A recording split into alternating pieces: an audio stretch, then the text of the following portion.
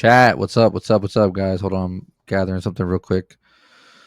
Appreciate everyone coming through. So today we are going to be having a little bit of a different episode. Going to be talking to our friends over at UPA about what they got planned for the future for you guys in the 2K community. So obviously I'm really got a good relationship with Ev over there at UPA. So we're going to be talking to Derek. His Twitter handle, I don't want to butcher it, but it's like Silingi. He's like the head of collegiate operations. So they have a lot of stuff planned throughout this year to kind of like be, I think, sort of a pipeline in the college scene. So if you guys are not familiar, like a lot of colleges have actually invested into esports, and there's a lot of opportunities for scholarships. If you're obviously if you're out of school, like there's opportunities for jobs. There's a lot of opportunities in there. So it's cool to see UPA diving into that scene and seeing what they can do there. Obviously, with the 2K League being on a standstill right now, I think there's a lot of opportunity within the community to get involved in other spaces. So it's cool to see them sort of plant their flag there and see what they can build. So we're going to talk to them later today in the episode to get a little bit more information, talk about their plans, talk about what they have coming up and what they have planned us throughout the future, throughout the year. So should be exciting there. And then after that, we will do a little rundown, a little recap of the NFL and college games from this past weekend. So if you guys are sports fans, we're going to be doing more of that. We were supposed to have one of my boys on today, but he got called into work, so he couldn't make it today. So I'm going to be running that solo today. But so basically what we'll do moving forward, I know today or this week we changed up the schedule a little bit. So we have like Wednesday and Saturday is the plan for the podcast this week. But next week we'll be back to Tuesdays and Fridays. So the plan will be Tuesdays will be the recap of all the games throughout the weekend. So college and NFL. And then Fridays will be more of predictions. So who we think will win the games of the weekend. And we'll also talk about like different slips that we like for you guys that are gamblers in the stream that gamble on sports. So we'll do that on Fridays where we'll bring in guests to talk about that. We'll probably also have a segment that I want to build out where like you guys that build your own slips, you can submit your slips for us to actually like review on stream and tell you what we like, what we don't like, what we would tweak, etc. I'll have some of my boys come on that run their own Discords and actually are pretty big in the game when it comes to the gambling scene. So we'll have some good insight, some good intel when it comes to that. Real quick, too, before we jump into things, want to keep you guys up to date on the tournament. So if you guys haven't been paying attention, we do have a tournament coming up now this month, October 18th to the 20th. So if you have not registered, make sure you guys go register. There should be a command in my chat, I believe, like !register. So give that a go. If you guys haven't registered, make sure you guys get your team, get signed up. Right now, we're in the general registration window. So as you guys can see from the graphic here, it's from September 28th till October 11th. So you have in that window to get in for $45. So make sure you guys grab your team, go sign up. If you guys don't sign up through the chat, you can guys go to my pinned tweet on Twitter or on X, and you'll see a link attached at the bottom of the pinned tweet that will take you directly to the Hoff website, and then you'll have to just follow all the steps to get registered. So make sure you guys grab your team. Make sure you guys go get registered right now, $45 until October 11th. After October 11th, we'll go into the last call window, which you guys can see on the graphic here as well, October 12th through October 16th. $60 entry fee in order to get in for the last window. So make sure you guys do that. Make sure you guys get involved. It's going to be fun. We're going to have a lot of competition, a lot of content creators. Good place for you to showcase your skills. Obviously, a lot of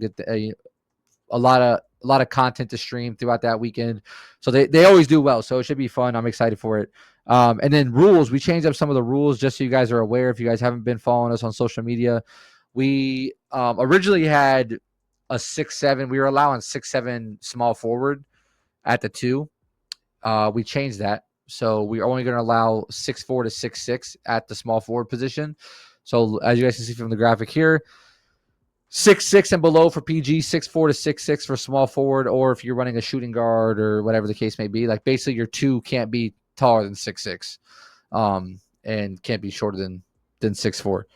And then big man, so your power forward, center, whatever the case is that you want to run there, 6'7" and above. So just make sure you guys understand that going into the tournament. There's going to be no exceptions. So if you have the wrong lineups, unfortunately, it's going to be a forfeit if you load up with the wrong lineup. So just make sure you guys are aware of all the rules. As well, we banned no lock screens. So it's kind of a weird situation there. So we it's kind of a little bit of a gray area where we're not allowing lock screens, but there is a scenario where we will allow it. There's been people that are running 7-foot centers with 6 locks that have really, really high rebound. So if we do run into that issue, we will allow lock screens. But for the most part, any traditional lineup, we're not going to allow lock screens. So we'll have an extra close eye on that throughout the tournament because it is a little bit of a gray area and it might be confusing for some people. So we'll make sure to keep an eye on that throughout the tournament just so we have the most, credible lineups in gameplay throughout the tournament, which is what we always strive to have. So also we banned stick shooting. So no stick shooting in the tournament for this go around. Like I said, this tournament is going to be more of a crutch to see what we want to adjust moving into our start of our actual 3 tournaments a season. The whole structure I told you guys about, we're building out points where you earn points throughout different tournaments. We will build that out. So we're going to use this first tournament as a crutch to kind of understand what we like, what we don't like, what we need to adjust moving into that format. So we'll see how it goes. So looking forward to that. Like I said, guys, make sure you guys go sign up, ! Register in the chat. Go check out my pinned tweet if you want to get registered. So before we get started, before we bring in the guys over from UPA, like I said, we're bringing in Derek, also known as, I'll have to have him tell me it, but I think it's Silingi. Silingi, it sounds like. He is the head of Collegiate Operations for UPA. So again, we're going to talk about everything they have planned for the future. So it should be exciting if you guys are in that age group and you're looking for a unique avenue to get involved in esports, try to build a career out of it. This could be a good segment for you guys to gather a lot of good information to hear about what's going on. So, I mean, listen, from when I was gaming at a younger age to where I am now, the way esports in general has advanced and the opportunities, not just in the real world, but also at the collegiate level, do scholarships, etc., is huge. So, I have a friend over here in West Palm who played in the NFL, and he's building up a big athletic center, and they're going to have an esports center actually in that, where they're looking to bring in high school kids, build them up, basically try to give them opportunities to earn scholarships in college for esports. So a lot of opportunity there. So I'm going to be, it's going to be interesting to hear what these guys have to say, give you guys some unique information, and then we'll close out with a 30-minute segment with sports. But before we jump in, Mar, I don't know if they're ready, but we'll do the quick Gamer Saloon. So if you guys are not familiar or haven't been here the past couple episodes, Gamer Saloon has become an official partner of the podcast. So we want to give a shout out to our official tournament partner, Gamer Saloon. If you want real cash prizes playing 2K and a bunch of other games, Gamer Saloon is the spot. These guys have been around since 2006 and have cemented themselves as a legitimate spot for 2K tournaments and wagers. They've awarded more than $110 million since they launched. Gamer Saloon just announced a completely free weekly tournament series with tournaments launching every single Monday. So make sure you guys go check them out. It should be ! Gamer Saloon in the chat. We have our own link that you guys can click and go sign up to join free weekly tournaments and get locked in with some 2K wagers and more. So not only do they do 2K wagers, they do other games as well. I've worked with them in the past a ton. A lot of cool opportunities there for you guys. So go check them out if you guys are into the whole wager scene or competing for money. They've been around for a long time, and they're gonna have free weekly tournaments for you guys to get involved in. So if you go sign up, just use our link. It helps us out. It helps them out, and we appreciate it. So, all right. So let me see if he is ready. Mar, just let me know. If not, we can ramble on a little bit until he's ready. And I don't know if I can hear you, Mar. Okay, he's not ready yet. Okay. All right, so he's not ready yet, so we're just gonna chill. We'll give him a couple minutes. I think originally we told him 7:30, so it's more on us here. Praise, what's good? So yeah, just to keep you guys informed, again, tournament coming up this month in about 16 days. So I think we have a pretty decent amount of signups already. As you guys know, with the 2K community, like everyone signs up last minute always. So do not expect that to. I expect it within the final week to like really boom. But we have a decent amount of teams signed up already. I would say we're probably aiming for. I would like a minimum of like 64 teams is what we're looking at. So make sure you guys are grabbing your team and go sign up. Save some money. Get in in the extra window right now is 25% off basically. It was 50% off, but you missed that window. So we're in the 25% off window now. So make sure you guys grab a team, go sign up, exclamation point register in the chat. Check out my pinned tweet to get registered. It's going to be a fun one. I'm excited for it. So other than that, life is life. And if you guys don't know, So if you guys don't know, I popped my hamstring playing basketball. So it's getting better, I will say. It's like, getting old, man. Getting old. Pop the hammy, playing ball in a men's league. Are your chats coming up? Yeah, I see you. I see Dario. I see Praise. I see Single. So, yeah, I see all you guys. All right, so my guy's ready. He's here. So don't want to keep him waiting. Let's go ahead and jump right into it. We'll start chatting. I'm excited to hear what they got going on. Derek, can you hear me? I can't hear him. Make sure, Derek, just make sure you're unmuted. What about now? Nice. I can hear you. Perfect. Okay. So, all right. So real quick, just so we get it squared away, you prefer Derek or you prefer your at? Derek is fine. It's Silingi. It's actually Derek in Swahili Okay. for those who want to go out there and Google that. But Okay. yeah, Nice. either one. So how do you pronounce it? Silingi? Yeah, Silingi or Derek. Yeah, they're both the same. All right. So Cool. Yeah, I'll go with Derek just because it's the easy one, but I like the Twitter ad, man. So, hey, first of all, I appreciate you coming on. I've been close with Ev and those guys for a long time, and always respect what UPA's got going on. And obviously, I seen the announcement for the collegiate stuff when it came out. So interested to kind of dive into this topic and see what you guys got going on. Obviously, I think there's a lot of opportunity, especially with the 2K League kind of taking a back seat now, and I think guys just kind of like looking at different avenues at what possibilities there are. Like I was mentioning before you came on, I've been involved in esports for, God bless. I mean, I'm 32 now. I've been involved competing since I was probably 14 years old, getting started in the Halo scene. So I started in Halo 2, played professional Halo 2, played professional Halo 3, then obviously dived into the whole 2K community and been going ever since. So, just thinking way back to when I was 14, 15, 16, I mean, you never thought about, gaming, one, being a career, two, being an opportunity to go to college. I mean, it just was never, ever brought up. So, I think it's nice to spread this knowledge. It's nice to give people some information about the true opportunities. Because if you're not really cemented into the scene, I don't think you fully understand how much not only colleges but high schools are starting to invest into this. I have a friend as well who played football at University of Florida. He played in the NFL for a long time.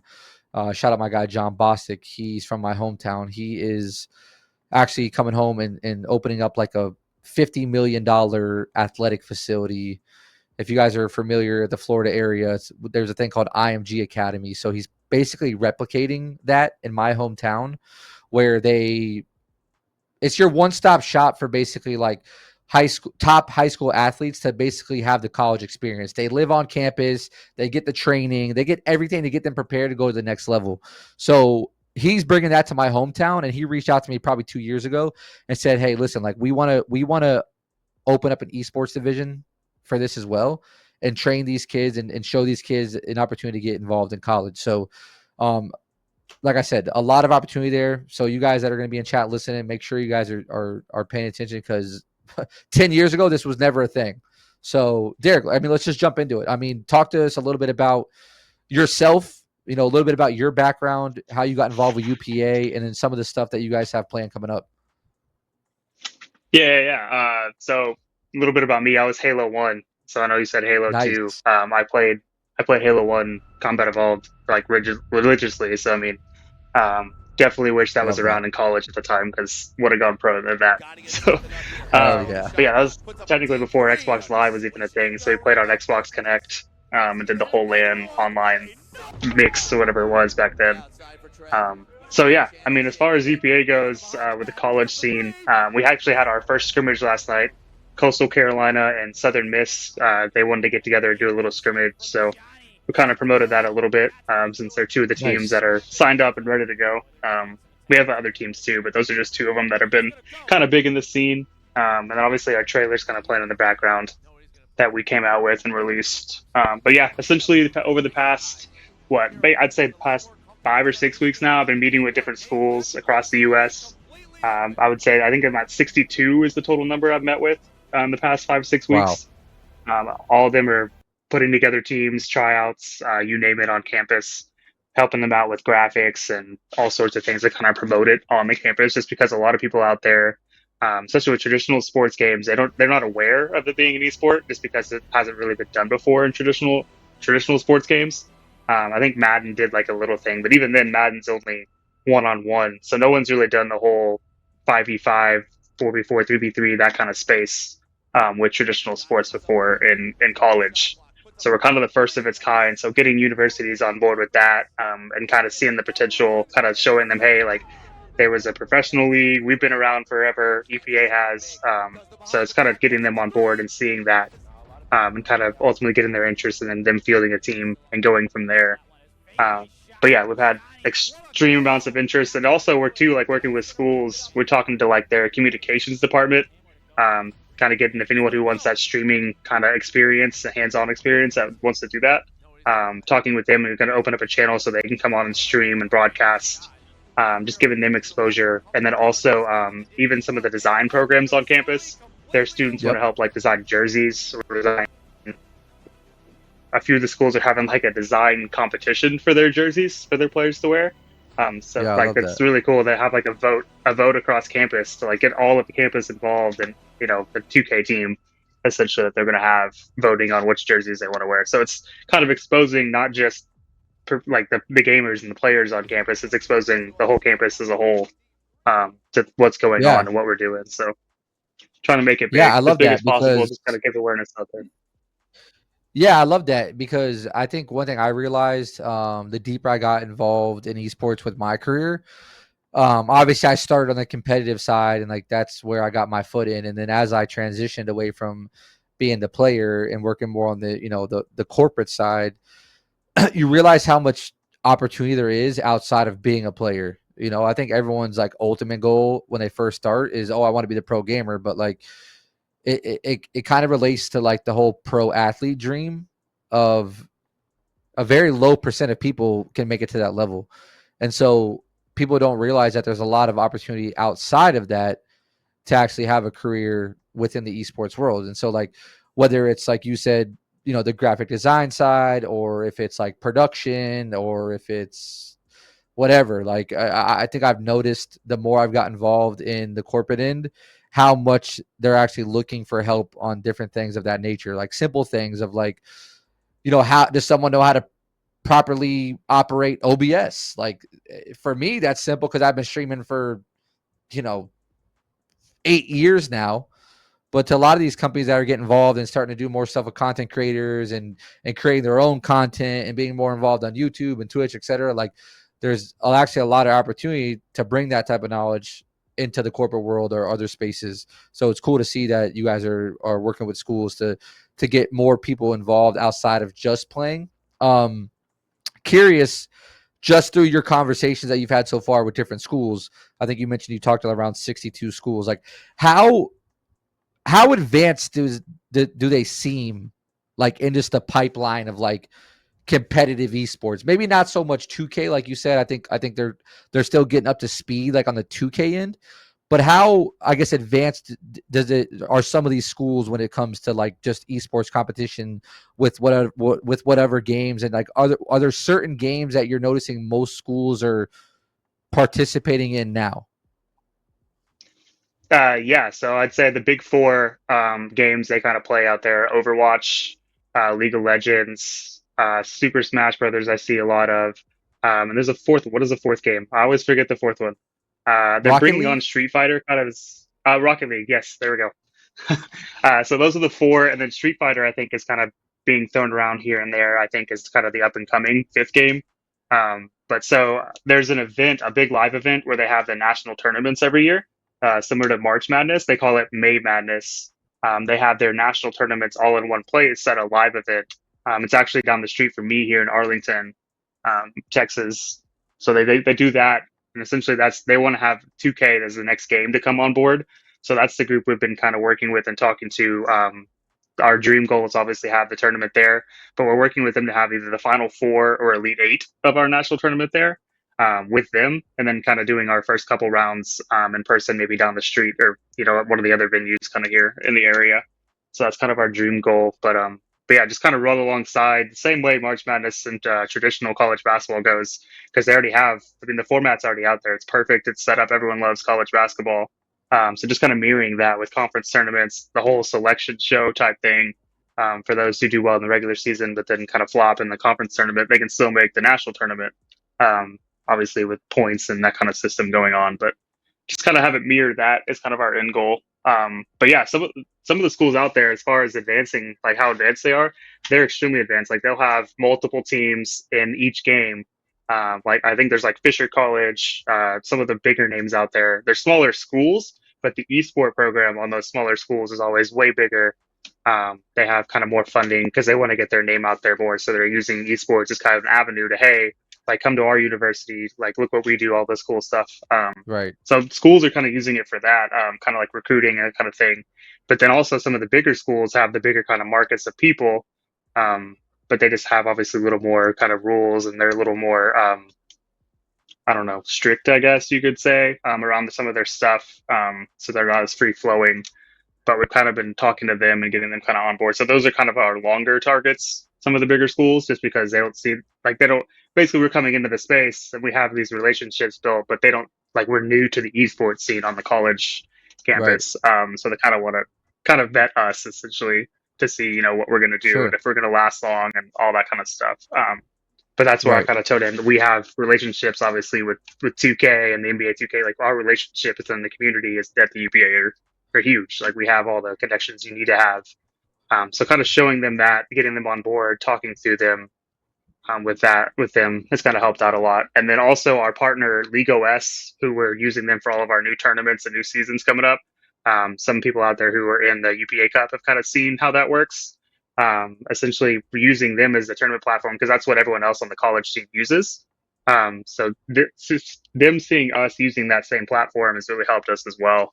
And the guys over at League OS are amazing, incredible. They work with us constantly on their side since 2K is kind of new to them too on that side. So, Nice. Yeah, it's but yeah, that's I'm curious too, because like why do you, for one, like why, or first question, is there like a, when it comes to collegiate competition, right? Like outside of UPA, is, is it just run through like NCAA, like, or how does that work? Like if I'm a student that goes to Florida State and I want to be involved with their esports program, and I try out and make their Rocket League team, like is it just like they're kind of just grabbing regular season games against whoever that is like available at different colleges, or like is there like more of a formatted league where like they can actually make like a playoff or a national championship? Like I'm just curious, like if you have knowledge on that.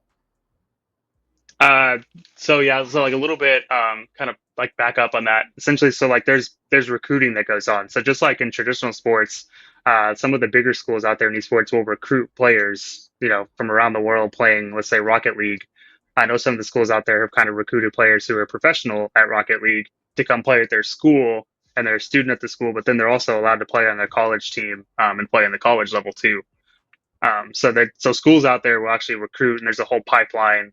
Essentially, that's kind of the goal of the 2K league, or the 2K college scene, is to have that kind of pipeline built in, and then we have a professional side, that feeder, just like traditional sports, where you get drafted from the college. There's stats, Yep. there's a database of play. Like, it's just that same connections being made across the board. So that's kind of why we want to go that route with that. But Yeah, it's kind of like unfortunate timing that I was involved with the 2K league from day one, and was involved for 7 years as a player, then as an employee. So it's kind of unfortunate time to see now this come be a thing, and like we could have had that pipeline of like high school kids getting to compete in UPA College, and then from there competing and doing well in UPA College, to then being a pipeline to getting drafted into the 2K league. Like I feel like that would have been a nice direction to have. I think one thing I always noticed as a player and also as an employee was like trying to spread knowledge on like what is the structure? How do I get drafted? Like, is there, what do I do? And it's like for the longest time, like all we ever said was get online, play in tournaments, like grab a team. But that's so like, it's impossible to actually give like real structure for a kid who's like younger and trying to actually see like the vision. So it's nice to see you guys now have this. When it comes to like the collegiate scene, are these colleges like, are they actually like recruiting out of high school, or is it more of like, I am interested in your school, but I'm also good at the game, and I see you have an esports program, like let me reach out? yeah, so there is like a couple of different high school pipelines that are bigger in some of the states. Like I know Texas has a pretty big one. I think Ohio.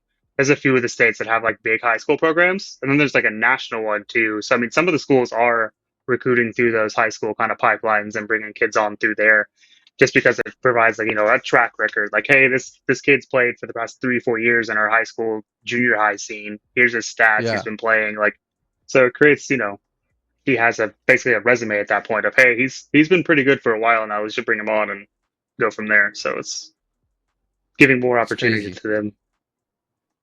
Yeah, Yeah, I it's wish they would have had crazy. that It's like back crazy to in. think about, dude. I know, right? Like, I go back to like, you mentioned Halo One. I mean, I started in Halo One myself. Uh, like gaming. I don't know, 13 years old. And like, we would hook up our old Xboxes, across each other's rooms, basically, and me and my brother would 2v2 our neighbors in Halo One, like 2v2 Blood Gulch or whatever the case may be. And like that's where I got like the first taste of like competitive gaming. And then from there, like the first, I think, online Xbox game that I played in, man, I think it was like Counter Strike. I want to think. I think I played Counter Strike, and then I got involved in Halo 2. Obviously, I was introduced to Major League Gaming at a young age. Started traveling around the country playing in tournaments there, and then just dove in from Halo 3, and then obviously like took off ever since then. But like, it would have been crazy to have this type of opportunity at that age. Because at that age, it's funny because it was so different because I was the high school athlete, who didn't tell anyone that like I was gaming on the side. It was like frowned upon. I was the nerd if I was the gamer back then, So there'd be times where I was missing school to fly to like New Jersey to play in a major league gaming tournament, and everyone would just think I'm sick. And I just didn't show up to school because I'm sick. And it's like now it's like it's just a complete 180 of the outlook. Um, and it's crazy to see the change from at a younger age to where it is now, because like I said, the opportunities then were very few and far between, and now you're seeing not only high schools get involved, college get involved. Obviously the NBA was involved, and I mean they're still involved. We'll see what that iteration of the 2K league looks like when it comes back out. But I think it's great, man. I think what you guys are doing is awesome. So looking here on the graphic, we have like the schedule. So run us through like a little bit of how this will work, like how people can get involved, like what is like the first steps, like just give us a little bit more of an understanding. Yeah. So currently signups are open now. So if you're out there watching this and you want your school, if you want to go talk to your school and get them involved, they can potentially just sign up now or come talk to me.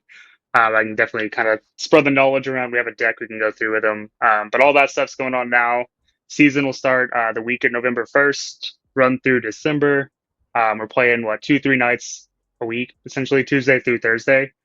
Teams will have either 1 to 2 games a week, depending on scheduling.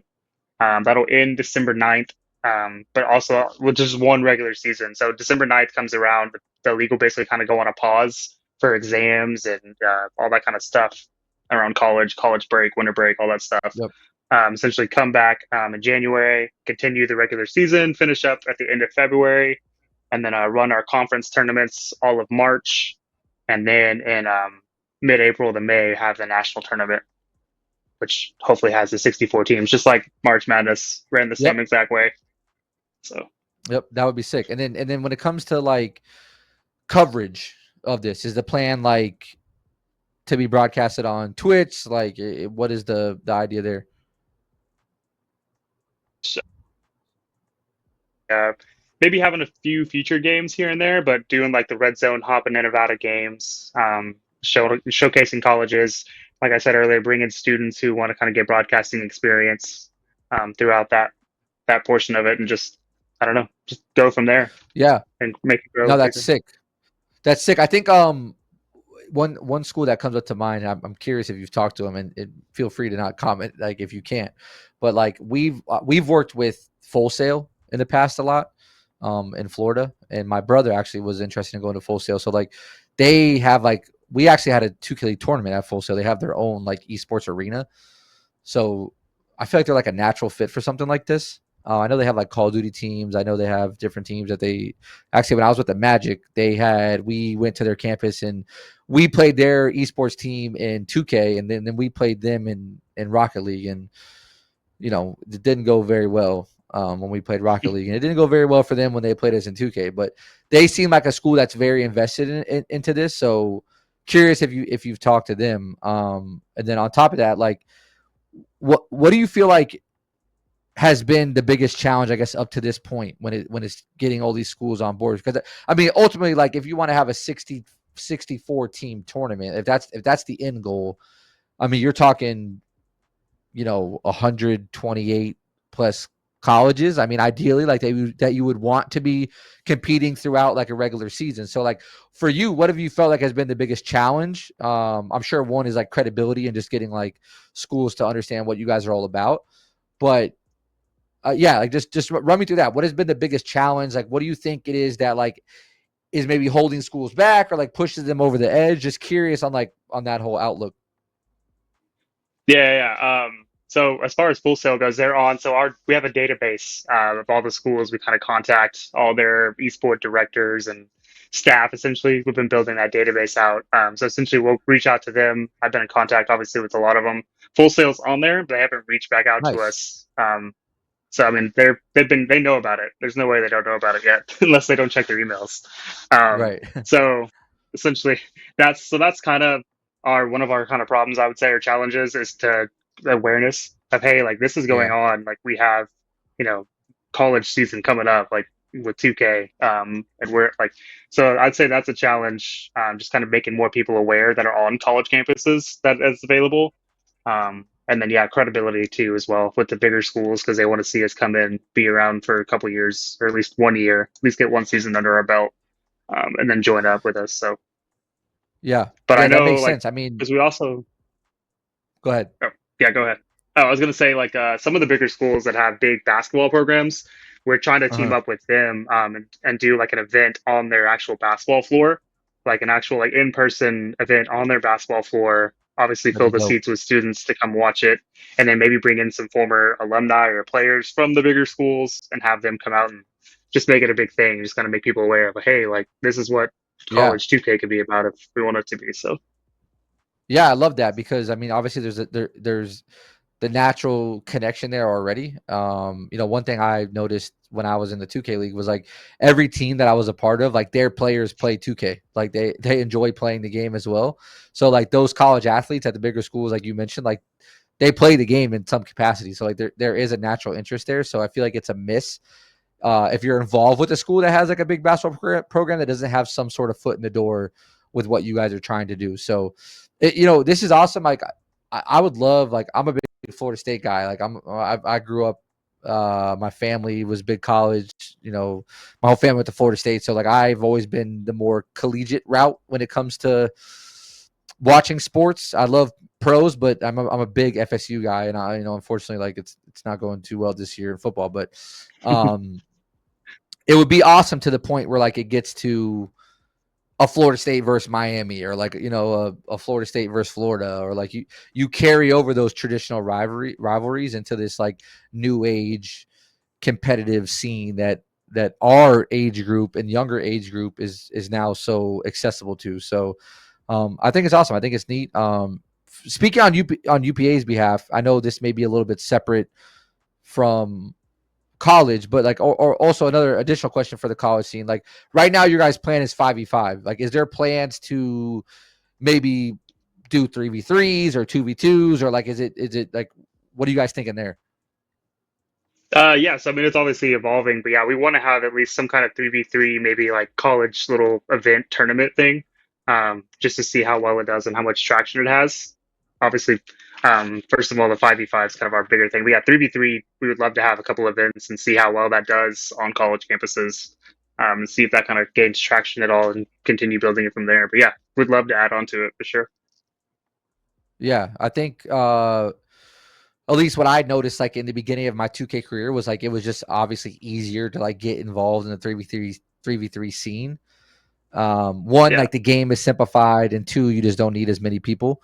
And then as you get as you build up that knowledge and you get more involved in the community, like you're able to kind of get into that 5v5 scene. Like it would be cool to see schools kind of dabble into both of those, like we did with the 2K league, because I think there's a very fine line of like a fan between 5v5 2K and 3v3 2K. So I think there's two spaces for there sure. that you can capture. So with UPA, is there, I know in the past obviously UPA has done in-person tournaments. I'm sure there's plans of in-person tournaments in the future with UPA. Is there any idea of having some tie-in there when it comes to like the collegiate league into like the UPA tournaments that they host in Yeah, person? yeah, yeah. Yeah, so since we have the UPA Pro League also starting as well, we're looking to have some of the like maybe the conference tournaments be kind of in line with one of the majors to the road. That's looking at because we want to have the conference tournaments in person because there's going to be geographic just like in the other traditional sports. So with that in mind, like we could have a professional UPA professional event at the same place as the college event for like a conference tournament, and kind of connecting those two worlds. And then also at the May Madness event I was kind of mentioning earlier, we Mm-hmm. went and talked to them last year, and they're all about us. So like if they even said last year like, hey, since the Dallas Mavericks gaming team is down the road, bring them in. They can have like a regular season matchup at our event, just so students can basically see like, hey, college levels up here, and you continue down the path. You can play on the Dallas Mavericks team over here. So it's just kind of giving them that whole path, um, essentially, that they could take if they keep doing the college scene. So it's yeah, the same type of thing for us. We want to have our live events obviously in person, and then mirror the two or kind of feature the two at the same time for sure. Yeah, I think it's a good idea. I mean, like I said, it's unfortunate timing because of everything that's going on with the 2K league at this time. Like, who knows? Like in 12 months, what the league looks like, what teams look like. Is there still like is there still a Mavs gaming team? Is there a Lakers gaming team? Like, selfishly, I hope there is, because I do think there's opportunity there.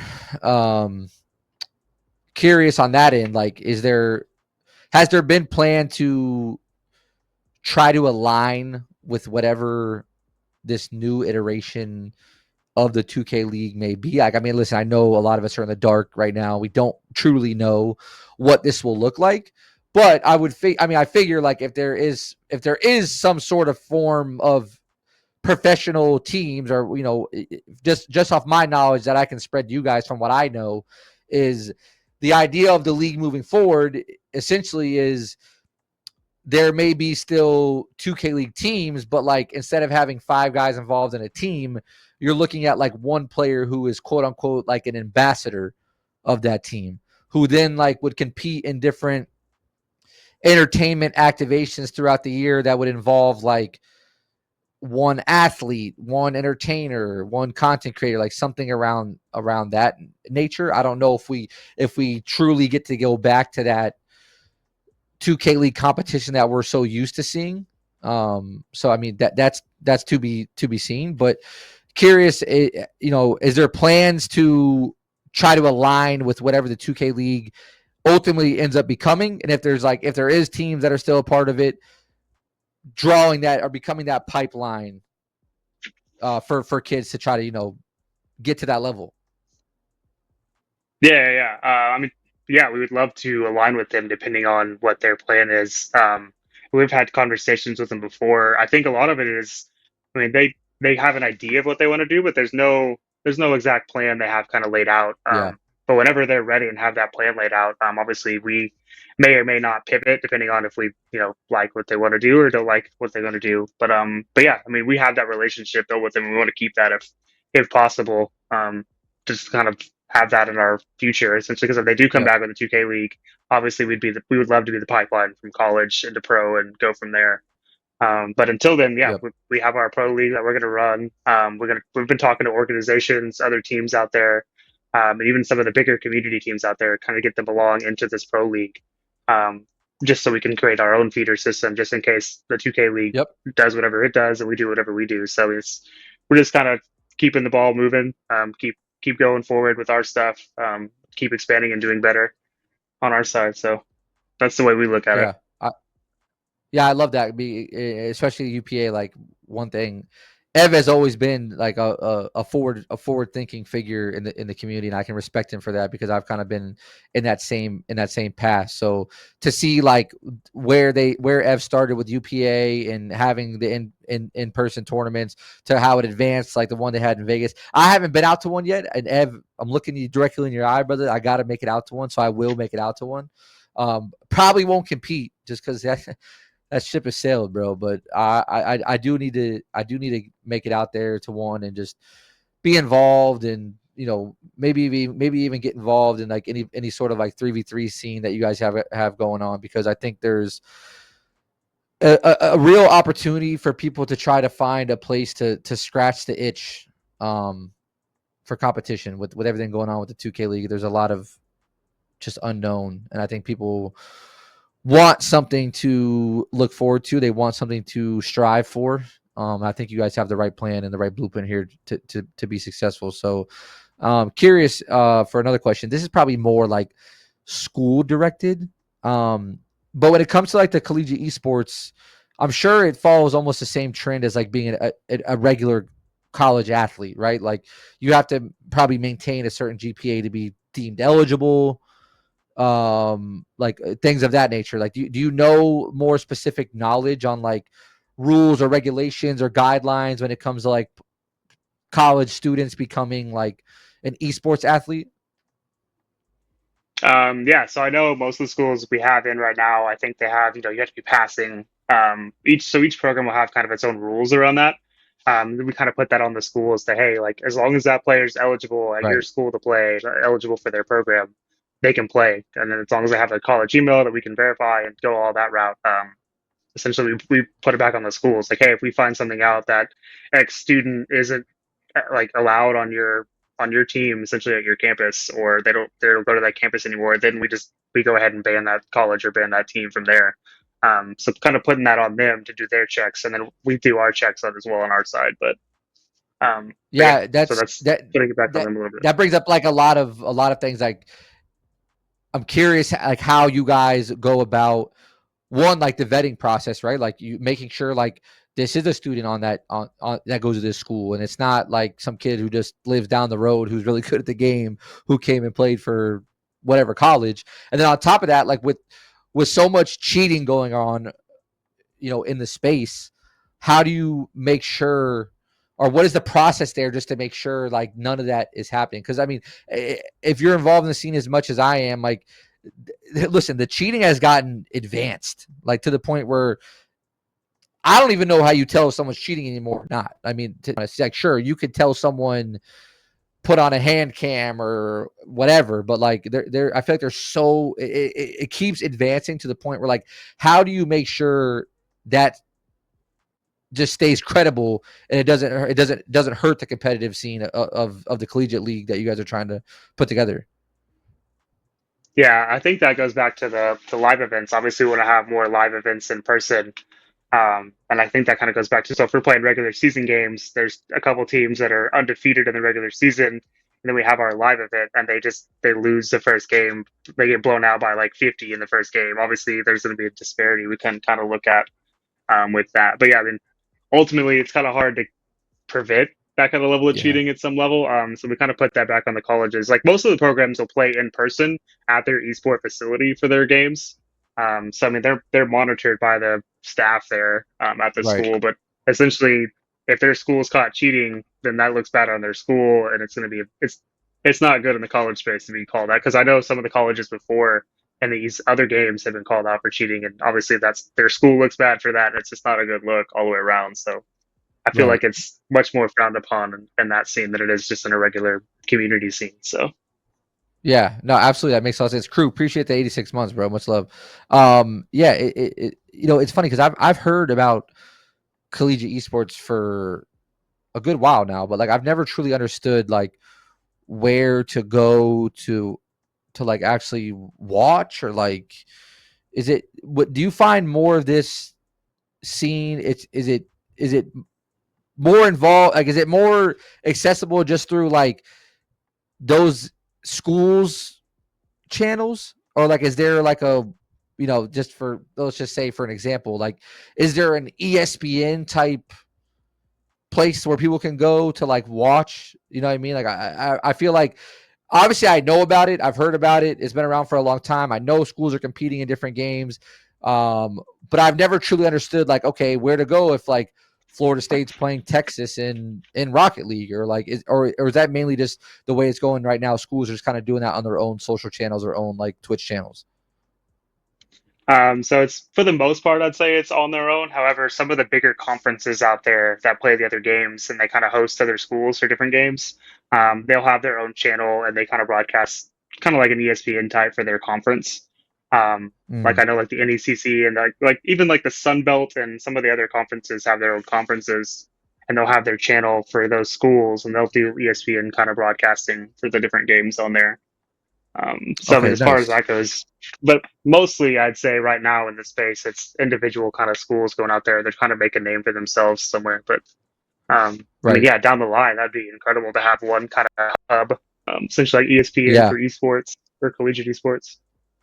Yeah, I think that makes sense, honestly, just to like people are always looking for accessibility and like an easy way. So like having something like that to be a one-stop shop where people can kind of like just understand not only the scene, but like what what games are people are competing in, and just like a place to gain that overall knowledge, I think is vital like in the growth of that space.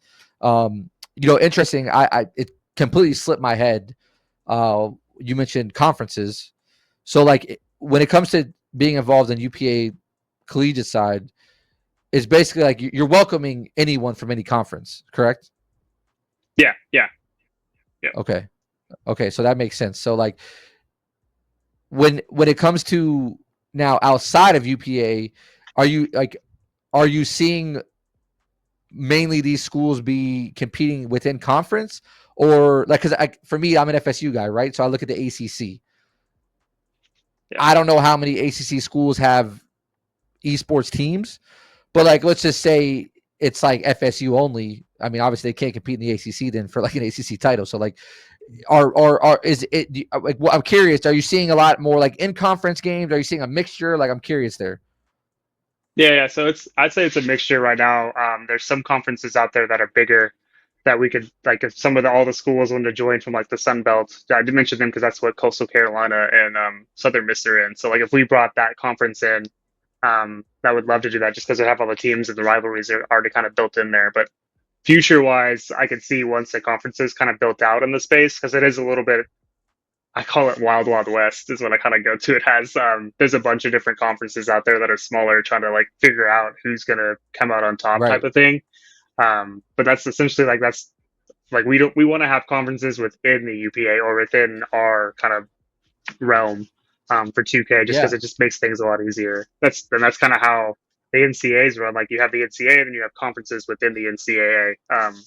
So that type of space. I know it's a little different than collegiate esports is currently, but I feel like that's especially with traditional sports, it just kind of the market in sports already has kind of its head wrapped around how sports works. So if you change it up, it's going to be kind of weird for them to understand. And I feel like even with esports, sometimes like some of the other games too, like kind of jumping off topic, other games you kind of jump in as a you don't really play games, but you want to watch the esports, like you're kind of lost. You're like, well, I don't know what's happening. I don't know the map. I don't know the mechanics. I don't know anything. So you're already kind of at a lot or already behind the ball essentially on what's going on. But with traditional sports, you get like a casual watcher watching. Oh, they're playing basketball.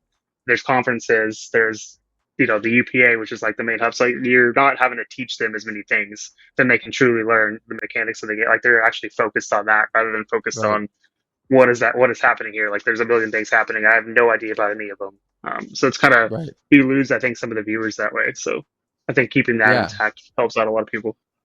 Yeah. I mean, I think ultimately, like the way I envision it, it'd be awesome, like down the road to like see some of these bigger schools have in conference competition and like, you know, you win a conference title that gives you like the automatic bid to March Madness, right? Like how you see in traditional college basketball. Like you win your conference, you get automatic bid into the tournament, and then from there, like there's the like selection Sunday or whatever they call it. I think like that the structure that college basketball has now is like, especially when it comes to March, is like you said, it's already built. It's already there to follow. It already grabs and garners the attention of basically the whole country when it's March. So it would be cool to see that followed down the road. Don't know how much you can spill, but curious, like when it comes to the biggest schools you have involved. I know you mentioned Coastal Carolina. Like, would they be considered biggest university, like I guess name wise, brand wise, that you guys have involved so far? I mean, we have like Maryland. I mean, we've announced all of our teams that Okay. have signed kind of right now. Officially, we've been kind of putting them out slowly. Maryland is another. That's a big ACC school.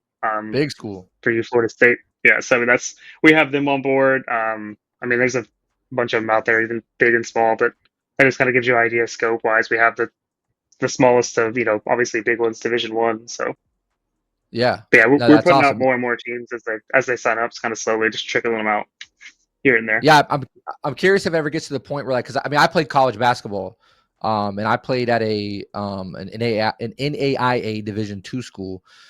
So like we never really played Division I schools. Like, I mean, we did like in the very beginning of the year in exhibition games. I mean, we played like University of Florida and got absolutely manhandled, mopped. Uh, so I wonder, like down the road, if it gets to a point, like, do we see it progress to something like of that nature, right? Where like the big Division I schools, your ACCs, your SECs, your Big Tens, your Big 12s, like, are they grabbing like the cream of the crop talent out of high school when they're all competing against each other, and then more of your like smaller division schools, maybe like small Division Is, like not your power five conferences are like starting to compete against themselves. Like, I wonder if we ever see it get to that point, like level of I competition think wise. we I think we will, but it's funny right now in like collegiate space, some of the smaller schools have the better teams. So it's actually like flopped right now. If like we broke it down into tiers, and most of the games, like the smaller schools would be in Division 1, and then the bigger schools would be in Division 3. So it'd be like kind of backwards. Why do you But think I that is think though? as we see, I just think because I don't know they're more in the esports space. I think they're more it's kind of like a you start your own business. They're more like, hey, like let's just try these new things, like to see if we can kind of garner some more attention from other students, recruiting wise, and that kind of thing. The bigger schools are like, we already have people coming to our campus. We don't need to spend as much in that space. But I think once True. they like even now, the bigger schools are just continually adding on, adding on. So I think they're seeing the returns from it. So I think in the future they'll start seeing those returns, and then they'll start recruiting that better players to the bigger schools. down the road. But I mean, yeah, essentially we'll have more than likely down the road as this keeps going, we'll have to go from there. But yeah, I'm kind of Yeah. curious too if the smaller schools will obviously keep making a name, and as they grow, like maybe they're going to start growing more than the bigger schools based on they have a better esports program as Yeah, esports continues to get out there. So it's interesting because like the whole college space itself has changed so much over the years, and like Cash in the chat mentioned, universities would hold no leverage. Only success would be on the players forming teams at whatever school they pick. But like,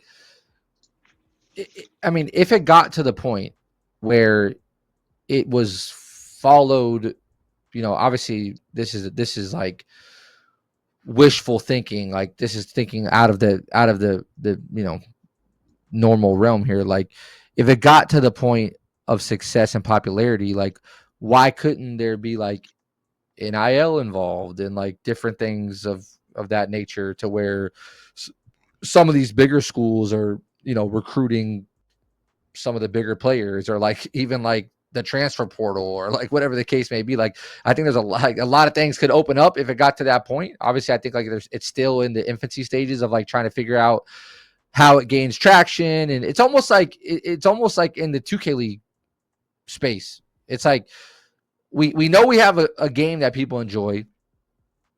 We know people enjoy basketball. We know like we have teams that want to be involved, but how do we kind of mix it all together to make it work? And how do we gain the visibility? And how do we gain just like the the traction on like a sponsorship level, on a viewership level, on like all of that. Like it's all a mixture of like once you get all those things to work together, then you start seeing like true success. I think it's a little bit slow or behind like some of the other esports you see, which is a little confusing to me because again, like I come from the Halo scene. I've been involved in the Call of Duty scene. I've been involved in a lot of different scenes. So like those scenes are bigger, but the game we play to me is easier to understand to the general public. So you would think that like we would have the ability to maybe grab that that percentage of people. That's a whole deeper conversation when it comes to like is 2K good and XYZ, but just curious to see how that will grow as we go. I think if you start to see some of these bigger schools get involved and you start to see like legitimate scholarships being put out, and I know like one example is I know Gen G at the time at the 2K League, like they actually lived in Kentucky and played at the University of Kentucky. So like Kentucky invested, they have their own esports facility, which I know a lot of other colleges do as well. So like you're seeing it. Like it's just, will it get to the level where it's like every school has it? I think once you get to that level, a lot of different doors open up when it comes to, like I said, NIL or like, look, at the end of the day, guys, like everyone's competitive. Okay. Like every school is competitive. Everyone wants to win. So like once you get some of these bigger schools involved, it's the same way as competing in football, basketball, whatever. Like they're going to want to win. They're going to want to beat their rivals. They're going to want to be known as the best. So like, there's going to be a lot of opportunities there. What does it have to see like if it progresses to that level? So I saw Ev in the chat also. Ev, I told Derek, and I'll tell you, and I've told you this before, Ev, I got to make it out to a UPA event. So please bug me about it, bro, because I need to come. I was so caught up with 2K League stuff that I never was able to make it, and I regret it. So I need to come. And even if that's me being involved as just watching or being involved in 3v3 to some capacity, stay close with me because I would love to help you guys out as much as I can to me. So Angel Bucks in chat said, I go to UMSV. They recruited good. They got me, Fab, Venom, and Ado. Wait. Explain that to me, Angel. What do you mean? Isn't Fab like long gone out of college? Like how could Fab be recruited? That's I know I did that's see Mount like St. Vincent. Yeah. Mount St. Vincent. Where is that at? It's in, if I can remember right, I can pull it up. He has 2 years left of eligibility. That's insane, bro. So wait, Angel. New York, Bronx. It's in the Bronx. Okay, it's in New York. Yeah. So another thing that's curious, it's interesting to me because if a school like that is like recruiting you, I just go back to like me being recruited for basketball. Like it's just I'm trying to like compare the two. it's like, do I got to be a student that lives on campus? Like, can I be living in another state and take online courses for your school and be an athlete? It's like, you know what I mean? I'm trying to like fully understand like how it Yeah, I mean that does. truly works. Yeah, that kind of goes to traditional sports too. Like I always wonder, like, hey, do these college players, do they still live on campus? Are they remote at this point, taking online courses? So that's what I'm curious too, especially this day and age. Like, I don't know, maybe So Angel said maybe they the made players us are out all there. move in. Oh, there you go. Interesting. Yeah, that's interesting. I mean, it again, like I've always heard about it. I obviously have known about it to certain details. I haven't, but you know, they still get the East facility done. Look at your DMs. I'm about to send. Okay, let me see real quick. Well, I mean, they have a campus on the place for it. No, I mean it's cool though. I mean it's cool. I think it's interesting. I think there's a lot of opportunity. I think, like I said, man, like my mom has been a teacher for 36 years. Um, you know, in the high school. Now she's in middle school. And like I would go in from time to time when I was home from the 2K league and talk to some of these kids just about the 2K league or content creation or whatever the case may be, bro. And like, you know, you go back 10, 15 years, like if you walked into a high school or a middle school, like no kid ever told you when you ask them, what do you want to be in the future? No, none of them said, I want to be a YouTuber. None of them said, I want to be a streamer. None of them said, I want to be a professional esports player. I mean, it just wasn't, it wasn't a thing. And like now, fast forward to the day and age we are in now, you have kids that want to be the next Kai Cenat. You have kids that want to be the next Scump. You have kids that want to be like, you know, the accessibility through all these different platforms, whether it be YouTube, Twitch, TikTok, Insta, whatever the case may be, like there is honestly a new found just want to chase some of these dreams and these goals that kids honestly, when I was that age, no one was thinking about that. Okay. Like, I mean, if you were, God bless, you were far beyond the scene at that time. Because everyone was probably saying, I want to be a pro basketball player, football player, whatever the case may be. No one was talking about esports. No one was talking about content creation, you know, nothing like that. So, I mean, bro, even when I got involved in Halo 2, there wasn't even Twitch. Like you couldn't even stream the games. Like when I went to MLG tournaments where there was thousands and thousands of kids at these events, you couldn't even stream the games. So it's like to think about that and where it is now is crazy. So esports hand out full rides. I mean, that's a question for Derek. So like Derek, to your knowledge, how does that, you know, are schools giving out full scholarships? I know some of the smaller schools, if it's anything that's for like similar to like traditional sports. I played at a Division II college, so like they didn't give out full scholarships at Division II and Division III. It was more like partial, 75%. So to your knowledge, like what do you hear on that? And is there full scholarships? Like what are most schools doing? I'd say it's a mix. So like some of the schools I know have full rides, some have, half. So I think it varies depending on how big their esports program is or how big the school is. But no, there's scholarships out there, and even so our prize pools will be scholarship money. We have a few different kind of vendors we're talking to that want to kind of help out students and donate essentially, and they want to give out scholarships and scholarship money towards that. So that's the kind of neat part about our space is that hey, you can go to school, get school paid for, play NBA 2K, and then also potentially down the road get drafted in the professional league from there. So it's kind of nice all the way around getting that kind of Yeah, scholarship and taking that path.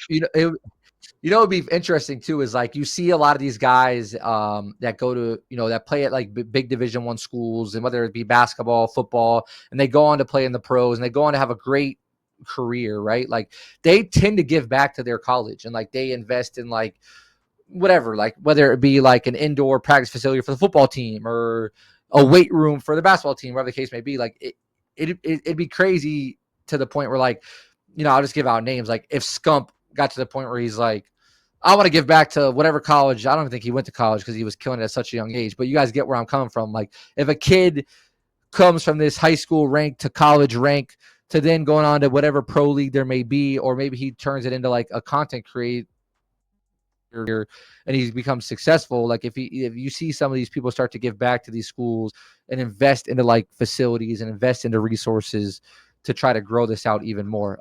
Mar, I sent you a picture on Twitter that Angel Buck sent me of the school he's talking about and their facilities. So if you can pull that up for us to look at. that would be great. So Angel said they gave me a 40K scholarship. All right, so Angel, just to clarify here, you were offered a scholarship to play 2K. Is that what you're telling me? And you have accepted the scholarship, so you actually go to that college right now. You're under scholarship, and you're part of the 2K team. Is that accurate? I don't think I've ever talked to someone who is on a two. Okay, so yes, that Yeah, he's on okay, their roster. So I was looking at it. okay. So is it the school that he goes to? Are they? Have you been in contact with them? Are they involved in your guys' league yet, or no? Yeah. They're signed up and everything. They're one Okay, of the schools. nice. Okay, so Angel, like, walk me through that real quick. Like, what in Mar when you can pull out that photo, and then me and Derek can talk about it as well. How does that work, Angel? So like, you moved, you live on campus, like you have teammates that live on campus, like, because like with me, again, I go back to when I played basketball in real life. Like, I lived in a dorm, and my teammates lived in the dorm, and we woke up at 6 a.m. and had two-a-days, and like, you know what I mean? Like, we traveled for games, and like, what is that day to day of a college 2K athlete look like right now for you guys? Like, are you guys right now practicing and getting ready for like the UPA tournament coming up? Like, how is that? I'm curious to hear from someone who's actually like deep involved how that whole process is going, because it's interesting to me to see that schools are. I mean, bro, 40K scholarship, and it's a pretty big deal. I mean, Yeah, that's a lot. You know, that's a pretty big that's a one. lot of money. Yeah, like, I don't even know if I got a 40K scholarship to play actual basketball. I mean, I don't remember the numbers. It's been forever, but 40K to play 2K, you know, towards your education. I mean, dude, that's sick. Let me see. Mar, let me know if you got. Okay, there it is. Boom. So Derek, can you see this photo? Yeah, I'm looking at it. Yep. Yeah. So I Yeah, I think mean, I've seen that before. But yeah. this is. I mean, this is dope though. Like, you know, I seen the Kentucky one, and you see some of these schools invest into like their actual collegiate spaces. So to see schools like looking this far in advance and having something like this is neat, man. I think I'm excited to see this kind of like get going. I want to actually like see some of the competition these schools compete. Um, so that's why I was asking you, like, when you guys start in November, can I jump over to UPA stream and just watch some of the competition? Yeah. Yeah, all of our games will be on that, and then we're also going to create a UPA college channel more than likely as well to have like kind of student Okay. broadcasting and that kind of stuff going on kind of at the same time. Okay. Yeah. I love that. Well, I'll tell you guys right now, I'll be tuned in. I'll be watching that kind of stuff because I want to see how this develops. I want to see how this grows. I want to see how, you know, what people make of this, and guys like, you know, Angel Bucks and whoever else is involved in the chat. Like, this is, I mean, bro, this is a big fucking deal, bro. Like, you know, I don't say that lightly. Like, schools are legitimately investing in you to go to college to play the game. You know what I mean? Like, I go back to the 2K League stuff because the 2K League opened up so many opportunities for me as a person, um, to get to where I am now in my career. Like 7 years ago, I streamed 2K from my bedroom and made a handful of cash. You know what I mean? Fast forward to now, you know, I played for 4 different NBA organizations. I worked in New York City at the NBA office for over 2 years, and now I'm a full-time employee. Well, not full-time, but I'm an employee at EA Sports. So it's like, without that, I would never be where I am now. So like, Angel, you know, I say this to you and whoever else may be involved, like, don't take any of this stuff lightly, because like, that's a huge opportunity, bro, to go to a school to play a video game, a 40K scholarship, and then have people over at UPA investing their time and their resources to not only develop, like, you know, a league for you guys to showcase your talents and ultimately move up like a pipeline to develop a pro scene. Like, sure, it may seem like it's in like an infancy stage now and like, oh, we don't know what it could become, but like, listen, if I told you 10 years ago that there would be a 2K league and the NBA would be backing it millions of dollars, I'd have told you, you know, excuse my language, I would have told you you're fucking insane. I would have told you absolutely no way. And I tell you guys this because, again, here comes my old age. I was going to tournaments at 14 years old where you had to bring your own TV to the tournament.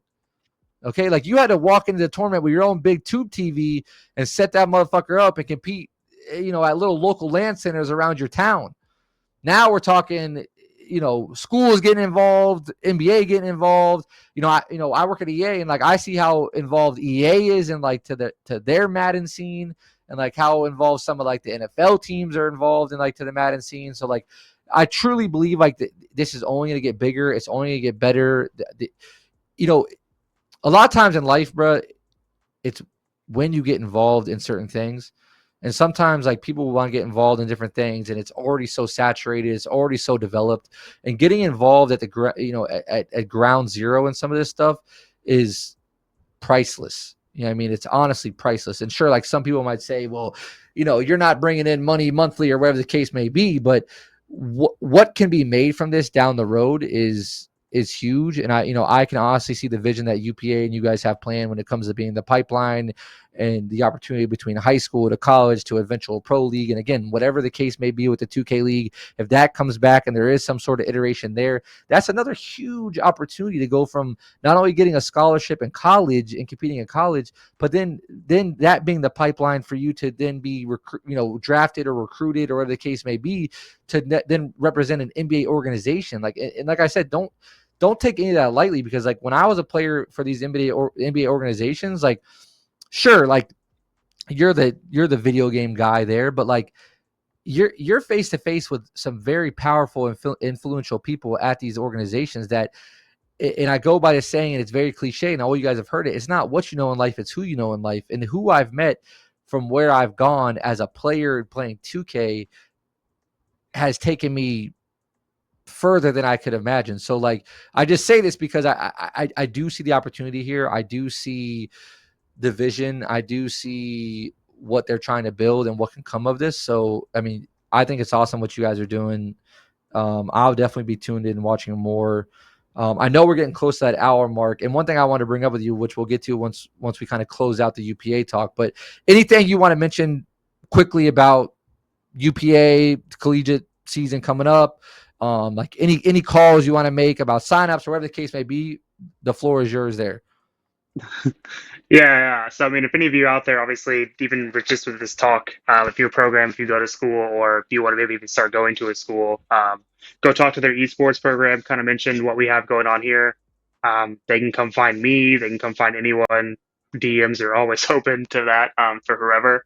And I can reach out via email to the director, you name it, get in touch with them, and we can go from there and kind of show them the deck, talk to them about what we're about, run them through the whole thing. And that's essentially what I've been doing for the past 5-6 weeks. So a lot of the schools I've talked to had no idea we were doing it. Once they heard, they kind of asked a few students, and then all their students are like, yes, like we've been asking for a 2K game or something out there for a long time.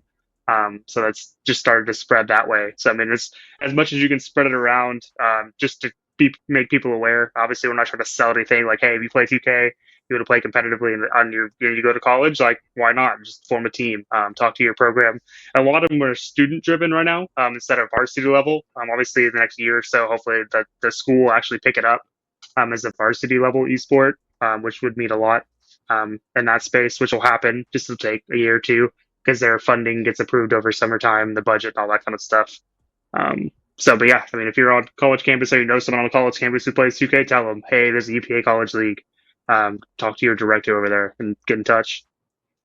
Yeah, no, I love that. I'm excited for it. I'm excited to watch it. What we'll do too is like typically what we do is like when we end stream, I take the rebroadcast, I put it up on YouTube. So like if there's any like registration links or information that you want me to put it within the description, like send that over to me when we're done, and I'll include all that stuff for you guys so people can just have an easy way to get more information and get signed up, over the case may be. So yeah, awesome stuff what you guys are doing. Like I said, I'm super excited to see how you build this out, how these schools get involved, what schools get involved. Listen, this is my call. If for anyone, I got some cousins that go to Florida State right now. Actually, one of my cousins works in the recruiting department for the football team. So I might have to reach out to him, because Florida State, if you get an esports team for 2K, I'm your guy. All right. I'm your Nick Saban. All right. I listen, football is not doing it. I'll bring us to the promised land on the 2K side. All right, Florida State. So if you guys are going to invest into 2K Florida State, I'm your guy. Call my phone. I'm ready to be the head coach of Florida State 2K team. So one thing I want to talk to you before I let you go. I noticed I made a tweet a couple of days ago, and you had commented on the tweet about like the whole what is a good age to have a certain amount of money put away, and you mentioned like this is some of the stuff that you do in your day to day. So like real quick, what is it that you do in your day to day outside of UPA, just so like we have some knowledge about your background? Yeah, so outside of that, I am a financial advisor. I kind of run my own business, partnering with New York Life. You can go out there and find that Sick. information. It's really not hard to find me. But essentially, that's what I do. I like helping people. Right now, we're actually working with a bunch of school districts and their special needs departments with their families and children because financially, there's a lot of stuff out there that they're not aware of. So just kind of making them aware of their opportunities and everything out there for them. That's what I enjoy. It's kind of my passion, is being able to show them like, hey, this is what you need to be looking at. These are all the resources out there for you and opportunities. And if it makes sense to kind of partner with us on that, yeah, sure, let's go for it. But yeah, so financial Yeah. advising is kind of what I do. We also help students out all the time with just basic finances because a lot of that stuff is Nice. obviously not taught in schools and stuff it's hard to kind of learn and get used to. So any Yeah. kind of opportunities, speaking opportunities in front of younger adults and that kind of thing, I love doing it because it's seeing them get informed and then involved in that is huge. The earlier, the better.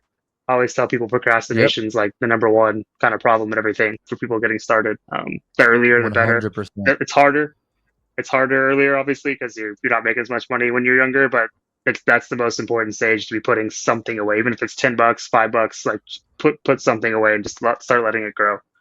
It's kind of what I always like Yeah. to preach. But No, I'll speak on that more, but there's a quick question for you in the chat. And Angel said, he said, I wanted to ask about the IRL tournament. Are all the teams going to be there, or will there be qualifiers? so for the national tournament, it'll be the regular season and conference tournaments will qualify you for the national. So like obviously the conference tournament winner will get an automatic bid. Regular Yep. season winner gets automatic bid. There's going to be automatic bids, and there's going to be kind of those obviously selection bids. And that's what we'll have kind of Yep. our selection show is kind of our plan around it. So Okay. Nice. Yeah. So back to some of the financial stuff, like you said. Yeah, guys. Like, I mean, seriously, like what he's saying, and I like listen. I'm no financial advisor, but I have family that's in that field, and I've been given great advice as I've progressed throughout my career.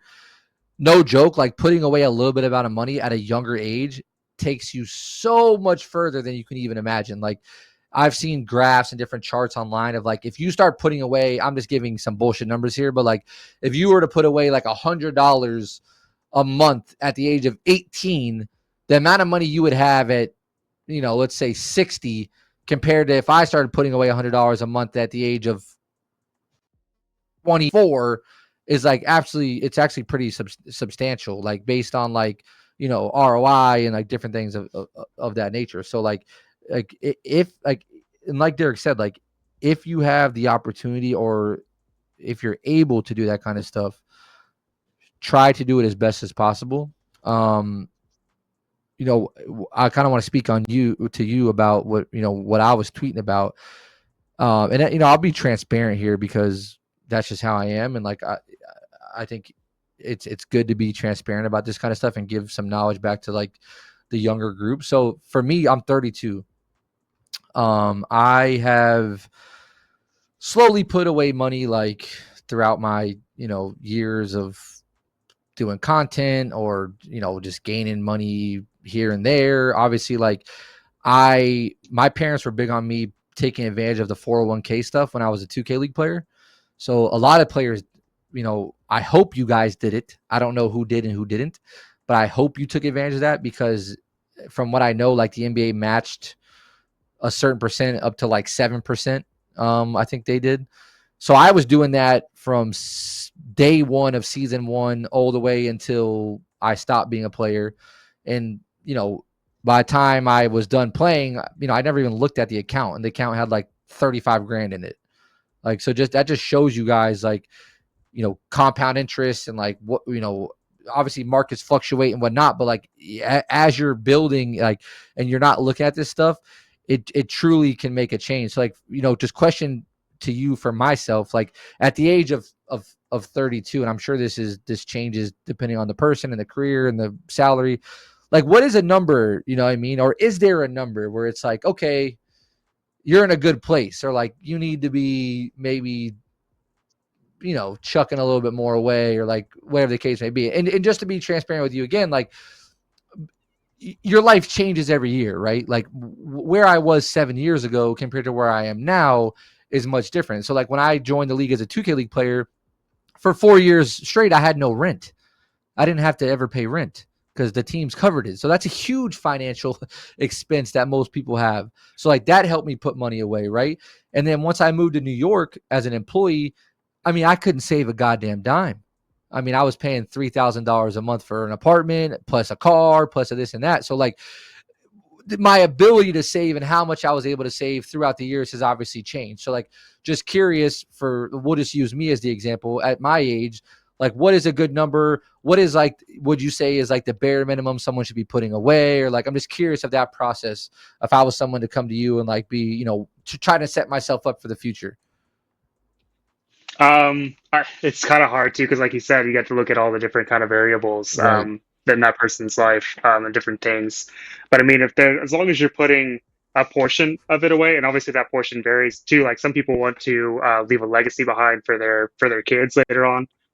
So it comes along down to goals too. Like, what do you want your life to look like when you do retire? Do you want to be traveling a whole bunch, or do you just want to, basically just be living their life the same? Do you want to do more? Like, do you want to leave more money behind?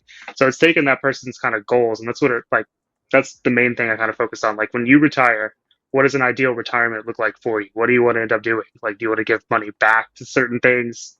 So just really finding out about that person, and then going from there. Like, okay, you want to leave a legacy behind. We need to be putting this much of your paycheck or this much of your income away per year or per month or whatever that number is, to reach that goal by a certain amount of time. And then kind of looking at, okay, if we want to do that, what type of accounts do we want to put them in? And then another big one out there, is obviously taxes. Like, hey, do you want to be taxed? Is your tax bracket now going to be higher or lower when you retire? Obviously, a lot of people usually tend to make more money as they get older, Right. just because you have more experiences and things like that. So it's obviously a guessing game where interest rates are going to go, but just trying to start brainstorming stuff around that. Like, okay, I'm going to make more money as I get older through my career. Where do I think interest rates are going to line up? Are they going to be higher or lower when I get older? So do I want to, put my money in an account that is tax free when I take it out or when it goes in? I mean, those are just kind of like basic questions that people should really start looking at and thinking about. Obviously, they're kind of a little advanced if you have no knowledge at all, which is completely fine. Like, don't think you're like, oh, I'm dumb. I don't want to learn anything about that. Like, that's where I started. Yep. That's where everyone kind of starts. Like, you don't have any Yeah. knowledge at all because it's not taught in schools, and whether it should or shouldn't be is kind of a debate people have all the time. But like, you should start wanting to learn that stuff because I mean, at the end of the day, money is a huge portion of your life. So I don't know. Yeah. It's crazy to me like that's even a conversation of like, should that be taught in schools? Like, I mean, listen, I won't get into like, the left side or right side or whatever the case may be like that.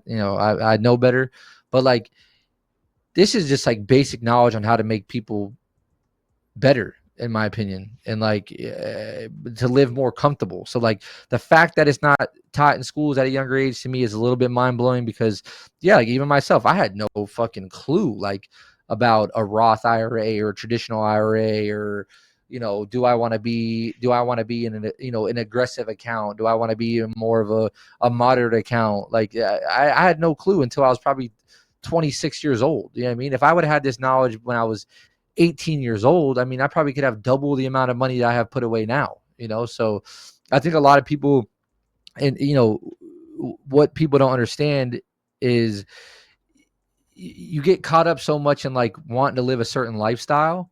And whether that's like, everyone's different, but whether that's like you want the newest iPhone or like wanting a nice car or, you got this credit card and you start getting involved in all these different things. I mean, like, I really realized when I lived in New York for 3 years, like how much I had to live off of like credit cards and different things. Like if you don't get control of that kind of stuff, you get put into this like rat race of trying to like get out of debt, save money, and like you're constantly trying to fight this battle. And I'll tell you, like, for you younger kids now that like live at home and don't have a ton of expenses, and like don't let it go in one ear and out the other, because my parents used to always tell me all the time, like, and I love my parents to death, and I'm super fortunate. My parents have been married for 40 plus years. If I ever want to live with my parents, like, that door will always be open, no matter what age or where I'm at in my life. And like, it's such it's such a blessing to have, because not having a rent and not having certain things like that at a young age of like 18, 19, 20, like, you don't understand how far that can really get you, like, a step ahead of people that age. So just try to remember that stuff. Listen, we all like to have fun. We all like to spend money. We all like to have nice things. Like, don't get me wrong, but like Derek said, like, everyone's situation is different, but try to do your best to like slowly put things away. And if you like Derek said as well, like, I had zero knowledge of investment accounts, what type of account. I just literally I just jumped in. And that doesn't even have to be like going to like a firm or like getting involved with an agent. Like, you could do as start as simple as like an Acorns account, and like set up an Acorns account, and like, wherever whatever they do now, where like they take like the extra loose change when you buy something, they'll put that loose change in an account, and they'll invest that loose change for you. And just do something like that to start off, and kind of show you, like, don't even look at it for like a year or 2 years or a couple months, and you'll just see based off like that small amount how much like you can actually gain, in how things like, you know compound interest and all these things work. And then from there, like, you gain some of that knowledge that Derek was talking about, and then you can there take some more like informative direction on how you want to try to like plan your future and your life moving forward. So like, one thing I'll tell you guys, and this advice I was always given, and I don't know if it's the right advice or not, but I follow it at least, is like, every company I've ever been with so far, I always uh at least put in the same amount that they match into the 401k, like, bare minimum, right? So like, whether that be 5%, 6%, 7%, I'm always at least giving up to the percent that they match, because that's free money that these companies are willing to give you if you're putting that money into that 401k account. So like, that to me, like, is a given. But again, that's obviously personal preference, but to me, that's something I've been doing for a long time now. So I know I got you a little Yeah, overtime, Derek. If there's any like that's final good. I things you want always to, like talking finance and video yeah, games and man. sports. Those are my three kind of No, things out there. So it's I love it, because I really do think it's an important topic to talk about and to spread knowledge. Because one thing I'll say too, like, in the space we're in, it's a newer, I guess, career path, or it's not a traditional career path. And a lot of these kids, man, that I know at least, are making some serious money doing this stuff, like serious money. Some of the bigger creators in the space. And I don't know if they have that knowledge of like putting money away and setting up for your future. Cause like, if you're a kid that's 19, 20, 21, 22, and you're making 20K a month off Twitch playing 2K, you don't mind spending 5, 6, 7K a month on different things, where like, if you don't, if you realize, like, at that age, man, if you're putting away 10, 15K a month for a couple of years, I mean, bro, you're setting yourself up for a good future. You know what I mean? And obviously, like you said, with interest rates, and who knows what happens with the election and how the economy changes and whatever the case may be, like, that money could triple, quadruple, who fuck knows, like, in a certain amount of time. So yeah, like, I think it's good to spread that knowledge throughout the community. I think, I'm gonna stay close with you, because it could be cool to have some sort of like segment dedicated to spreading more knowledge. And maybe it's something where I have you involved, and I have some of these bigger creators involved as well, who are some of the younger kids making some good money. We could talk some like financial advice there. So I know I have you a little bit over time, but first I just want to say thanks, bro, for coming on, for spreading the knowledge with UPA, what you guys have going on in the college scene. Like I said, love what you guys are doing there. I think it's a great opportunity for kids involved in the community, and just involved in the 2K space in general, to not only have an avenue to college, but potentially get involved and make it a career down the road, like I've been able to do. So you guys have my support. I'll be watching. Stay close with me if there's anything I can do with you guys. And if you don't have anything else, then I'll let you go. But if you have anything, feel free, bro. yeah. Definitely appreciate you having us on talk UPA, college, and obviously the pro league. Anything to get our name out there more, I think is going to help market 2K better. I think that's where some of the stuff in the past has kind of missed the mark of like, hey, let's bring in a new market of people. Like we have a 2K community watching us and behind us. Let's bring in a new market of people. So trying to find that new market of people to bring in and watch, I think is a big thing we want to kind of focus on bringing new audience in, new competitions essentially. Because the more people we have involved, obviously, the better it's going to become at the end of the day. Yep. And then finance part. Anytime you want to have me on for that, I would love it. I mean that 100%. and like I said, 2K and video games at all, just in general and sports, like sign me up any day of the week, anytime. Love it. Love it. Yeah, we'll stay For close, sure. man. I'll keep in contact. I'll get you on here again. So again, man, I appreciate it. Thank you, Derek. And I'll talk to you soon, bro. All right, sounds good. See y'all later. Thanks for having me again. Appreciate it. Yes, sir. All right, guys. Shout out to Derek. Shout out to UPA for everything they got going on there. Like I said, I think a lot of good opportunity there. I think they got some cool stuff cooking. Anytime a guy like Ev's involved, I think Ev has, like I said, has been one of the most forward-facing people in the community. So I trust his vision and what he's got going on, and I would like to see myself be involved in that moving forward. So to finish off, guys, we're gonna go to a quick break. I'm gonna take a piss, grab a water, but then we're diving right into sports, baby. We're recapping NFL, college football. When we get back, we're gonna talk about the games over the weekend. I'm gonna give you my feedback on it, and then we'll close out the show. So don't leave. We'll be back here in a couple minutes. We're going to be talking NFL, college football games from this weekend that just passed. So stick around. We'll be back here in a couple minutes.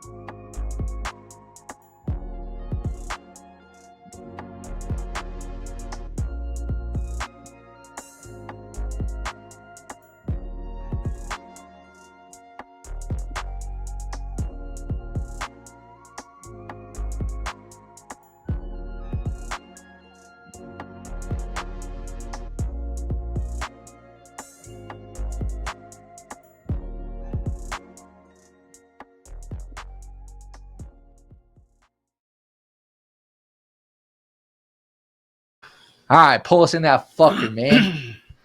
Pull us in that fucker. What's up, boys? What's up, bitches? Surprise guest appearance. What's up, bitches? Direct to it, huh? All right, bro. My boy Z came in. Z just got done with the gym. Yes, sir. I want to get Z more involved. And If you guys have been here, Z was doing like yeah, fuck you. No, I'm trolling. Z was doing some of the UFC stuff, so he's gonna be doing some more UFC stuff coming up actually. So he Pereira's fighting this weekend, so he'll talk about that more, not tonight, but he'll be doing some clips.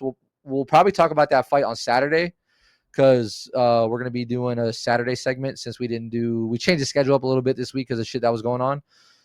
The plan as of now, so I'll kind of spoil it for you guys.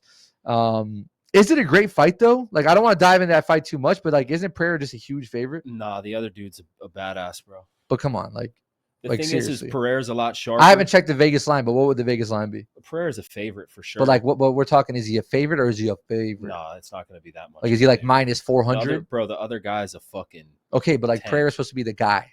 Yeah, I mean, Pereira's on a hot streak, but he got knocked out by Adesanya. It's like 40, doable. 60. Really? 40, it's that 60. close, you Yeah, think? I would say so.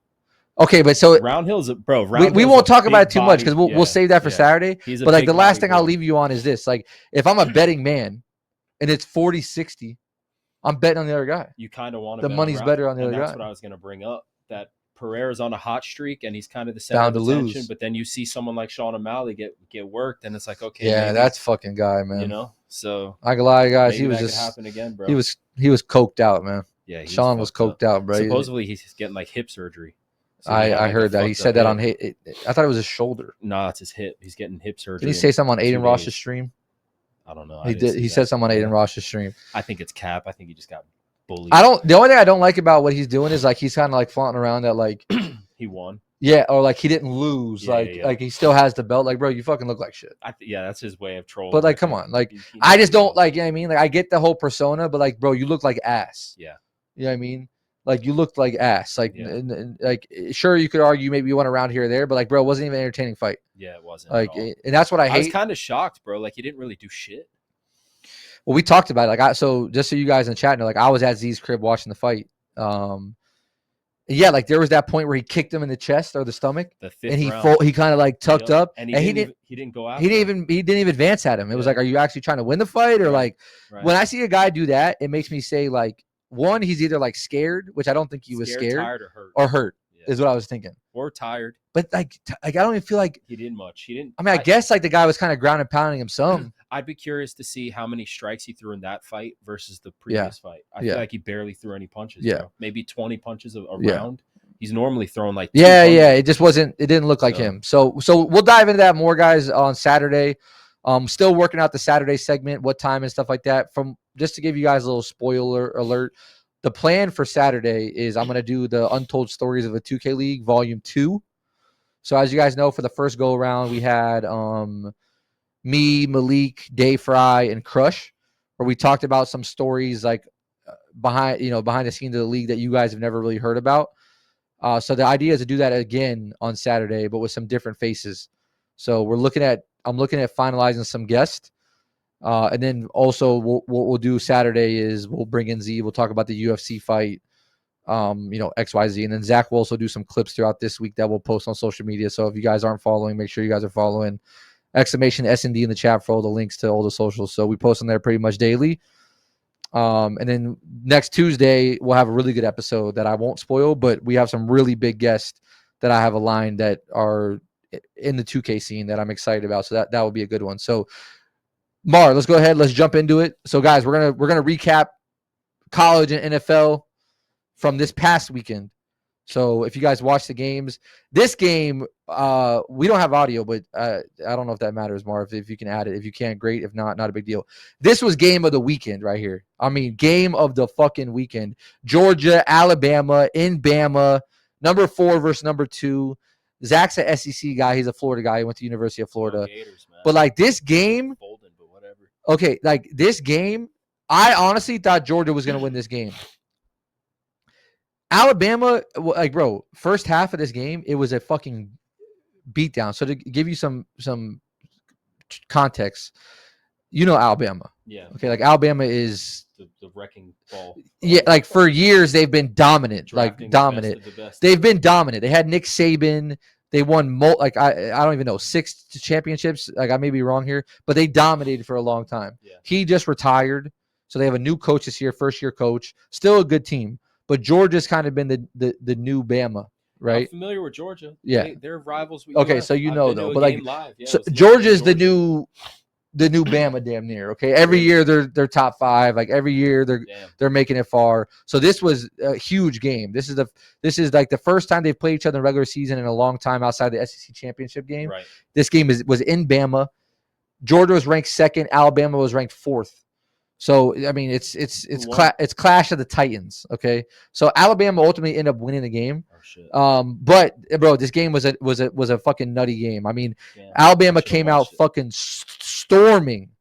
I mean, they went up 28-0. It looked like Georgia had no fucking clue what to do against Jalen Milroe and this team. I mean, the thing about Jalen Milroe, like, he is a true dual threat quarterback. You would argue he doesn't throw the ball well, but that guy is lightning fast. I mean, he can throw a beautiful deep ball, and they were just giving Georgia fits. So, like, as you can see in this game, like, it was not close in the first half. I mean, it was. So you're saying Georgia or Alabama was up at first, or Georgia? Alabama came out strong, and they I think they ended up going up like 28-0 in this game. Georgia came back. And then Georgia came back. And then Alabama. And then Georgia came back. So we'll get to that point, Mark. Like, I don't know how long this recap is, but like, if we can get to like that halftime point, because that's when shit started to fucking turn up. Halftime, this shit started to turn the fuck up at halftime, chat. If you watch this game, at first people thought this, like, look, score here, 30-7 at half. This, like, everyone on Twitter right now is like, and they're talking shit. Yeah. I mean, Alabama was in their bag. Everyone on social media is like, yo, this is a fucking steamroll statement game. And then boom, second half, Georgia just fucking drops their fucking nuts. I don't know what happened. I don't know who started yelling at who in the locker room, but this second half was fucking crazy. And like, so Alabama has this kid. He's 17 years old. He's a receiver, 17 years old. His name is Ryan Williams. Absolute fucking animal. Faster than speed or what? Dude, he's just like, he's fast, yeah, but he's just, when you watch a certain guy like play, and you're like, bro, like, that just looks fucking effortless. Like, you'll see a clip in this game where he, chat, I'm gonna full screen this so we can see it better. So we're not gonna see chat like right now. Well, actually, I'll move chat up here so we'll see you guys up here. He's number 2, I think. But you'll see the play once we get there. So this is third quarter. So it's still a blowout. Alabama's up 37. They really have full control of the game. But then Georgia start to pick up a little bit, right? It gets closer and closer. Georgia's making moves right here. Georgia's starting to move the ball downfield. And the thing about Georgia and Bama, y'all, is like, they just have fucking athletes in every position. Where, like, one catch to the crib. I mean, these guys, they're just built different. And like we've talked about it, I'm a Florida State fan right now. And it's just, these schools are on a different level. When you're talking about the Georgias, the Alabamas, the recruiting, bro. They bring in the best of the best, and they want to go there. It is. They're probably paying them. No, there's no probably. Like, that's just the way college football is now. I mean, the NIL, like, these kids are getting paid a lot of money for sure. That's good, bro. That 17-year-old kid that I was just telling you about. No. Shout out Jameis. That 17-year-old kid I told you about, he signed an NIL deal for like $750,000 to go to Alabama. They said after this game, his deal already doubled, and they already said his NIL like a couple years ago. That's good, bro. Yeah. But like, my only argument here with, now you can see, like, in this game, Georgia's starting to shred back. It was 30-7. Now it's 30 to, you know what I mean, like 30-15. This is where, like, if you're a Bama fan and you're at this game, you're like, all right, like, we're good, but like, let's momentum shift. You know, let's get something going here. Yeah. And Milroe actually had a pretty bad second half. He threw a pick, like, there was a fumble. That's the Ryan Williams kid right there. So yeah, man, we'll see when we get to the fourth quarter of this game. Like, it was a crazy fourth quarter. He throws a beautiful deep ball too. That's the kid right there, Ryan Williams, 17. Look at that catch. Damn. And then, like, the way he just like I don't know, bro. The way he just moves and flows, like, they said if he was to declare for the NFL draft this year, he'd be the first receiver taken off the board. I saw some shit on TikTok where, like, two guys were going to, like, tackle this guy, and he stopped and, like, that's him. I could tell by the way he moved. Yeah, right, and that's in the fourth. You're gonna see that play. Damn. That play was in the fourth quarter. Yeah, I saw that. Me and my dad were watching the game, and what was crazy about that part of the game, which we'll get to, it was right after Georgia just scored. That's a fucking hell of a tackle right there. That's the thing. That's the thing about these teams, bro. Like, when you're playing at the highest level, and I've been watching college football for such a long time. Like, the mistakes are so limited. Like, they make tackles. They catch the one-on-one balls. Like, it's just, And like this guy Carson Beck had a terrible first half, but for Georgia he had so the running back for Georgia was the running back for you guys. Oh, He shit. left. He left you guys. Travis Etienne is his name. Damn, man. How you leave and go to the rival though? Yeah, that's some fucked up shit. That's some op shit. Like there was a kid at University of Florida. He was an O lineman who left and he came to us. I'll take him. That's crazy. But goddamn, bro. And then he's telling you all the That's some secrets, fucked all up of our shit plays though. and shit. You know what I mean? That's some fucked up shit. I guarantee you the coach was asking for plays and shit. That's some fucked up shit. You know what I Yeah, mean? it To is go to fucked up. the rival, it's a dirty game, man. Nah, Jeremiah This Smith shit's is getting me hyped though. This shit makes me want to start watching this shit. No, this game was lit. Jeremiah Smith is ridiculous, Bugsy. Yeah, he should have went to Florida State, but he's a fucking animal, bro. But they played no one, but like he's a fucking animal, bro. Oh shit. They said Jeremiah Smith and Ryan Williams, Bugsy, if they both declared for the draft, they'd be 1 and 2. Not overall, but receivers taken, which is crazy. Like they're both like fucking 17 years old. So yeah, this game again, bro. It was 30-7 at half. Right. Okay, so Alabama has scored 3 points in the second half. Right. So Georgia's just tick. You know, On their they're just slowly getting closer. Kinda Beck like- is a dog. I mean, he's a good quarterback. Had a terrible first half. Second half, he really started This wheeling. reminds me of us at the gym when we start to get the incline press, and I start creeping up on you. Yeah, I don't know about all that. Don't worry. If we have to film shit in the gym, chat, like if I had to we do might live do a stream, gym day. We might do a Sam Solik day. a live stream gym, that fucking hell of a catch. Boom. This is That when was crazy. the Bama people started. Their fucking nuts started going in their stomach in that Yeah, that's stadium. crazy. That bitch was turned the fuck up in the first half. This second half, it got quiet as fuck. Damn. Quiet as fuck. Yeah, now it's like shit, bro. You were up Like, 30-7. Yeah. Now it's 33 to 20. 23 or 24. Yeah. I think they get a 2-point conversion here actually. 20. Yeah. So it's 23-33 I think right here. Oh, so they didn't get it. Okay, so they're down 12 at the time. So we'll just watch this fourth quarter together, guys. If you guys watch this game, fucking crazy, bro. Crazy. The last like 3 minutes of this game was crazy. You know what's good about recaps too is you skip out the fluff, like you get straight to it. Yeah, I mean that's the whole point of a recap. Yeah, no, that's fire. You know, for you guys that don't watch recaps at home, my guy just discovered what a recap That's is. This is, crazy. that's what a recap is. We don't want to No, watch a that's bunch of fire. fucking Right, the fluff, bro. timeouts But and that's- run plays, As bro. someone who doesn't watch football as much, it's like that's kind of what takes me away from it. It's the fluff. But So listen, it's like SEC football at a high level is different football. No, Look at I Beck. will say, like, there's been games Money. where you're just locked the fuck in. So I get it. Especially when, like, and the passion of the crowd, bro, live, dude. Like, there's nothing like college people live, bro. The fucking Bombski right here. Crazy. I've never been to an NFL game, but I'm guaranteeing you that the crowds college at way college better. are way better. Oh no, it's not even a debate. College crowds are by Bro, far UF better. Stadium, it was UF versus Ole Miss, bro. Yeah. 90,000 people. College, bro. Screaming, College bro. stadiums are. I've It been to was both games. fucking I've been to insane. both. College stadiums are by far the better atmosphere. It's not even close.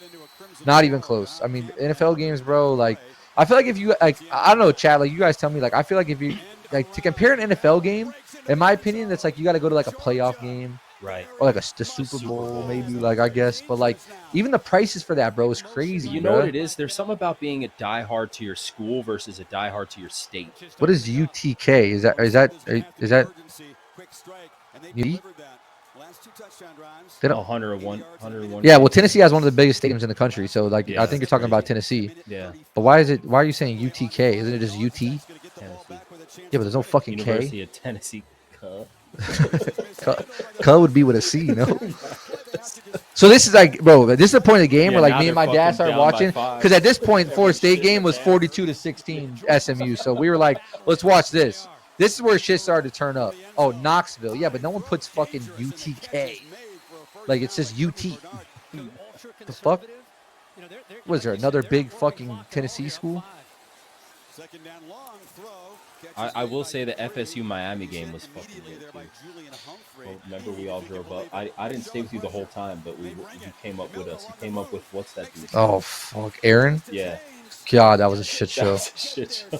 I ended up in. I a mean, box yeah, I guess you're for right. free, It bro. could be Tennessee. It could be Texas. But yeah, the crowds are crazy. Nah, crazy. Especially rivalry games, like night games, like both teams are good. You know what I Right. mean? So Georgia ends up, or Alabama ends up punting here. So you got 2 minutes and 40 seconds left. You're up 5 now. Alabama was up 30-7.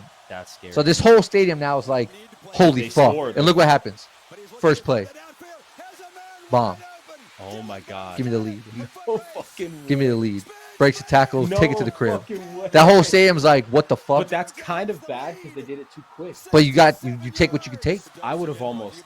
But look, I mean, you do what you got to do though. I will say though, they wouldn't have been able to get a field goal. So I don't but you're not thinking that though. You're just thinking go score. Yeah. So they don't get the 2-point conversion. That whole stadium right now is like, holy shit, we're fucking losing the game. You know what sucks though is they missed out on 2 points, by doing 2, and they could have been up by 3. No, because you take an extra point, it's 1 point. Yeah, twice though. They did it twice. Yeah, but you're not thinking about that like at that Yeah. point, you know. So this whole stadium, the energy's gone. You were just up 30-7. Yeah. You're now losing 33-32 or 34-33. Alabama's home too. Now That's check crazy. this. They said, yeah, fuck No it. shot. Give Oh, me this that. is the guy. Give me that. He paused. Yeah, What the that's fuck? fucking Yo, crazy, Mar, bro. hold on, Mar. I need to rewind that. How the fuck? This motherfucker full speed. That's bitch full speed slow motion. That's How the fucking- fuck he full speed I slow did motion? not know that play was the play that won Right the after. game. No, That's- that was right after that. Oh shit. There was no play in between. Okay, Z? This was the next play. Oh my god. Get the ball back. The whole stadium's like, what the fuck's going on? This, Bro. and then He said, "Yeah, how effortless bro." That to the crib. You know how loud and you that see he stadium just was, bolted past him. bro. You too. know how loud that place probably That's was. fucking crazy. Them bitches are turning that That's motherfucker right crazy. now, throwing fucking Budweisers. Who was that one guy? He's in that bitch saying, "I don't give a fuck about nothing but a tie. Nothing but time. I don't give a piss about nothing but a goddamn tie right there. Roll Nothing but a fucking Tide. Roll Tide Willie's in that motherfucker going That's nuts. crazy. Roll Tide Willie's in that bitch drunk as fuck. Drewski's with him. Drewski was at the game. Really? Yeah, he was at the game. So now Roll Tide Willie was in this bitch fucking turned. Now okay, now they're up 7. You think the game's over? Stop. You think the game's over? Me and my pops are like, yo, what the fuck is going on in this This game is right worth now? a recap right now. You thought this game I'm was hyped. over, bro. What a fucking catch one right here. What a catch. But what a fucking move. Yeah, that's What bro. the That's fuck? so saucy. Bro. He, Like, bro, paused time. my whole knee would have just blew up if I did that. You go for one. My pass. whole knee just. You go for one. Pass I'm to done. your hammy. I'm out. I'm out. I'm out. Is Eyeball still a clan? Yeah, we're still around, product. We're still around. I still do 2K streams too, but we do our podcast 2 days a week. So look, now Georgia's got the ball. Under 2 minutes, they're driving down. So everyone in Bama's thinking, yo, just get a stop. You know what I mean? Right. Get a stop. Up by 7, so they need a 2. Get a stop. I was like, I'm at my crib thinking, yo, send this bitch to overtime. Right. I want to see more ball. That was a tough one Ooh, right there. I thought That's a honestly, pass interference, that's no? what I thought. They didn't call it. I thought that was a close one. But you got to think like at the end of a game like this, in a close game, they're not going to give you the net. It's got to be, you know what I mean? Great pass right here. Yeah, Fourth down solid. right there too. Wow. Fourth down, huge catch. Now they're in Alabama territory. Right. This is where it's getting tight. Right. Yeah. Product. So go to my Twitter, bro. We have Oh, fuck. this Oh, one right fuck. there. He should have caught. He missed it. That kind of looked like A look. That's a good. We thought so too. So the big thing is in college, if you don't turn your head to find the ball on defense, they usually call pass interference. So if you notice, So if like you're turning your head, you're contesting. If you don't turn your head, if you you're- turn your head, you're at least looking to make a play on the Yes. ball. He wasn't doing that. But then right here, give me that game over. Interception. Oh shit! Tough. Damn. Tough. Both number 2s. So one on offense, one on defense, won the game. He I think slid they're on both that. freshmen too. Both freshmen. Product. If you go to my Twitter, bro, I have a pinned tweet on my Twitter that has all the information for our upcoming tournament.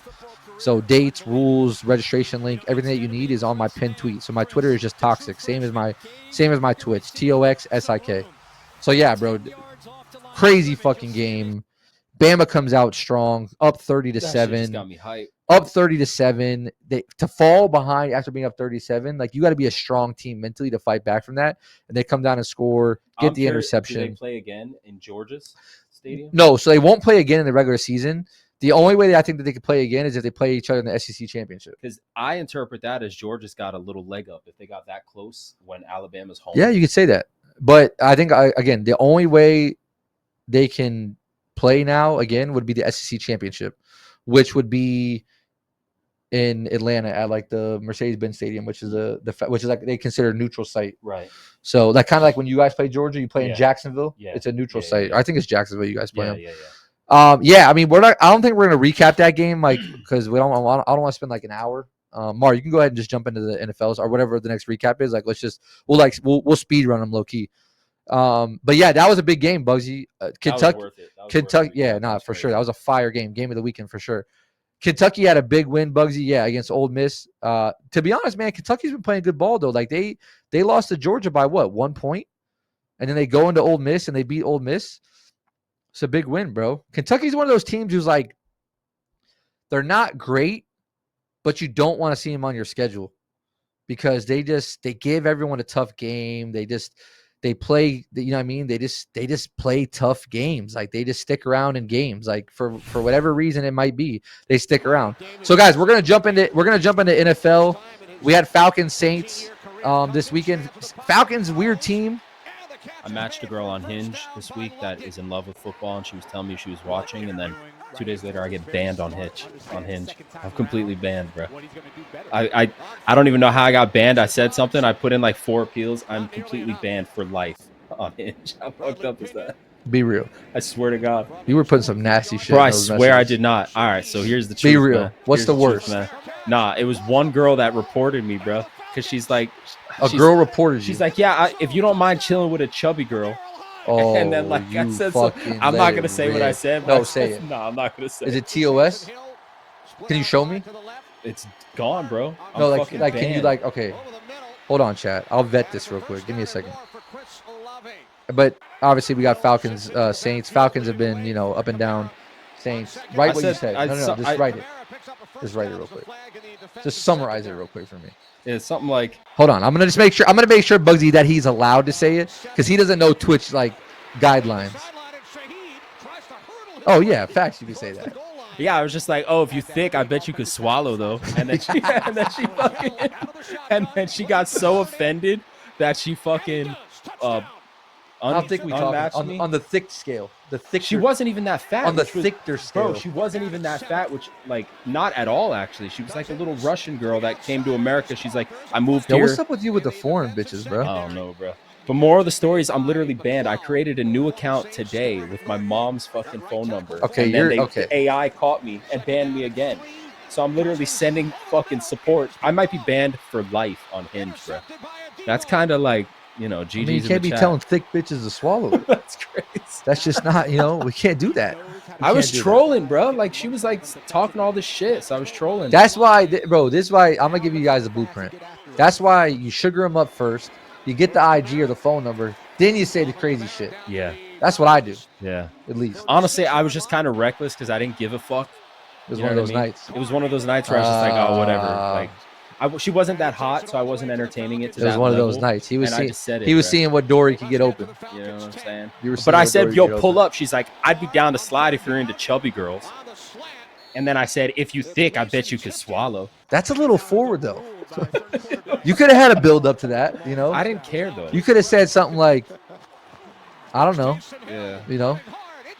The thing is, bro, is when you say it to like you could have said something like, get a little you could have said something like, I like a little thick bitch or something. Like you went straight to swallow. Like, damn. All right. Look.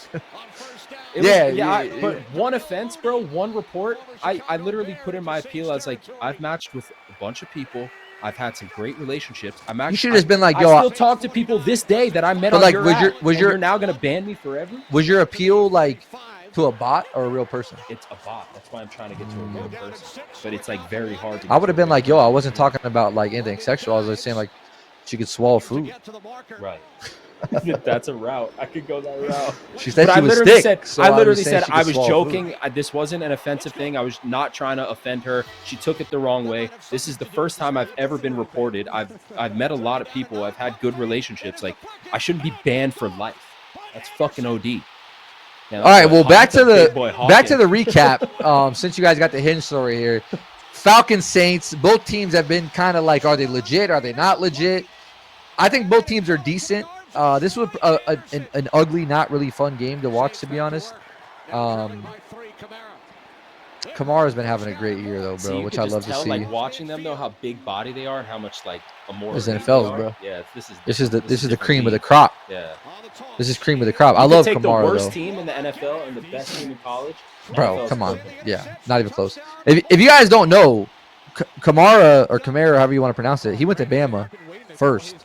The running back room when he was in Bama, someone got to Google it because I could be wrong, but it was like Derrick Henry, Kamara. It was fucking crazy, bro.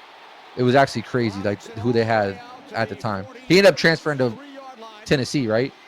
But it was actually nuts who they had. Bugsy, you know what I'm talking about. There's a picture where it's like 4 of them, and it's like Kamara, Henry, Trent Richardson or something, and like someone else. It's fucking nuts. It's nuts. They were fucking loaded, bro. Everyone always says that picture about like the wide receivers, but the running back room was actually crazy, bro. So yeah, I mean, I don't know, Chad. Like both these teams are like middle of the pack, decent, both competitive. Honestly, I think the Falcons have looked pretty good. Like every game they've been in has been competitive. It's hard to say like who's gonna make like what teams will make the playoffs here. Like I think if you're the Saints, man, like if you can go get Devontae, that'd be huge. But I think Devontae's gonna end up at the Jets. I think it makes the most sense for them. I think Riddick. Oh, Yeldon. They had Yeldon. Yeah. Who's the leader of the pack right now? Who's the top dog in the NFL? Best team? Yeah. I mean, most people, chat. I mean, you give your opinions here, but like I think most people would say the Chiefs. But like the Vikings are playing really good, but no one's gonna take the Vikings over the Chiefs just because like the Vikings are not proven. Right. But they're 4-0. They're But like you're never gonna pick them over like Pat Mahomes and like the Chiefs. You know what I'm saying? Right. So like the Vikings are up there, the Chiefs are up there.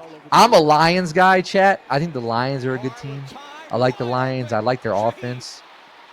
Outside of those, I mean Baltimore looked fucking really good. It's crazy, bro. It used to be like the Eagles, the Patriots. But I mean, bro, like it rotates though. Yeah, I mean the Devontae Adams situation. So Devontae Adams, obviously, guys, was traded to the Raiders.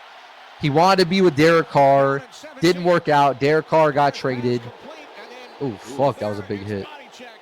You know, it didn't work out with Oakland. He's finally asked for a trade, which I'm glad he has because God bless, that shit is just brutal to watch him on that team. My opinion, I think he goes to the Jets. Like, I think it makes the most sense. I think he would love to reunite with Aaron Rodgers. I think Aaron Rodgers would love to have him. I think what people assumed Aaron Rodgers and Garrett Wilson could be is not what it could be right now. I think Aaron needs a veteran that he's comfortable with, that understands like where, you know, what spots he likes, etc. So I think the Jets make the most sense. I think Devontae will help Garrett Wilson. I think it will get that offense going. I think the Jets have a valuable asset to trade with Riddick, however you want to say it. So I was reading something today, Chad, about a 3-team trade that involved Jets, Raiders, and who was the third team? I forgot the third team. But it made sense. Nah, he's a monster. It made a lot of sense.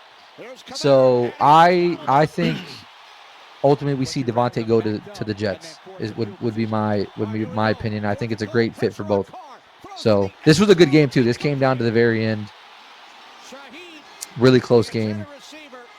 We go over Panthers. Hood, this is the first highlight of NFL, so we're here for Panthers, brother. Oh, shit, Hood, like I'm curious too, like what's the feel with the Panthers? Like are you just not a Bryce Young guy? Is it fuck Bryce? Is it the Panthers are just a bad org and Bryce needs better pieces? Like what's the thought process there? Fuck it, send Bryce to Miami, bro. We'll take him. Love Olave for the Saints. Yeah. Oh, shit. Yeah. The vibes are higher than they've been in the last decade. I mean, yeah, but like you drafted the guy number 1. So are we shutting the door? Are we just riding with the Red Rocket?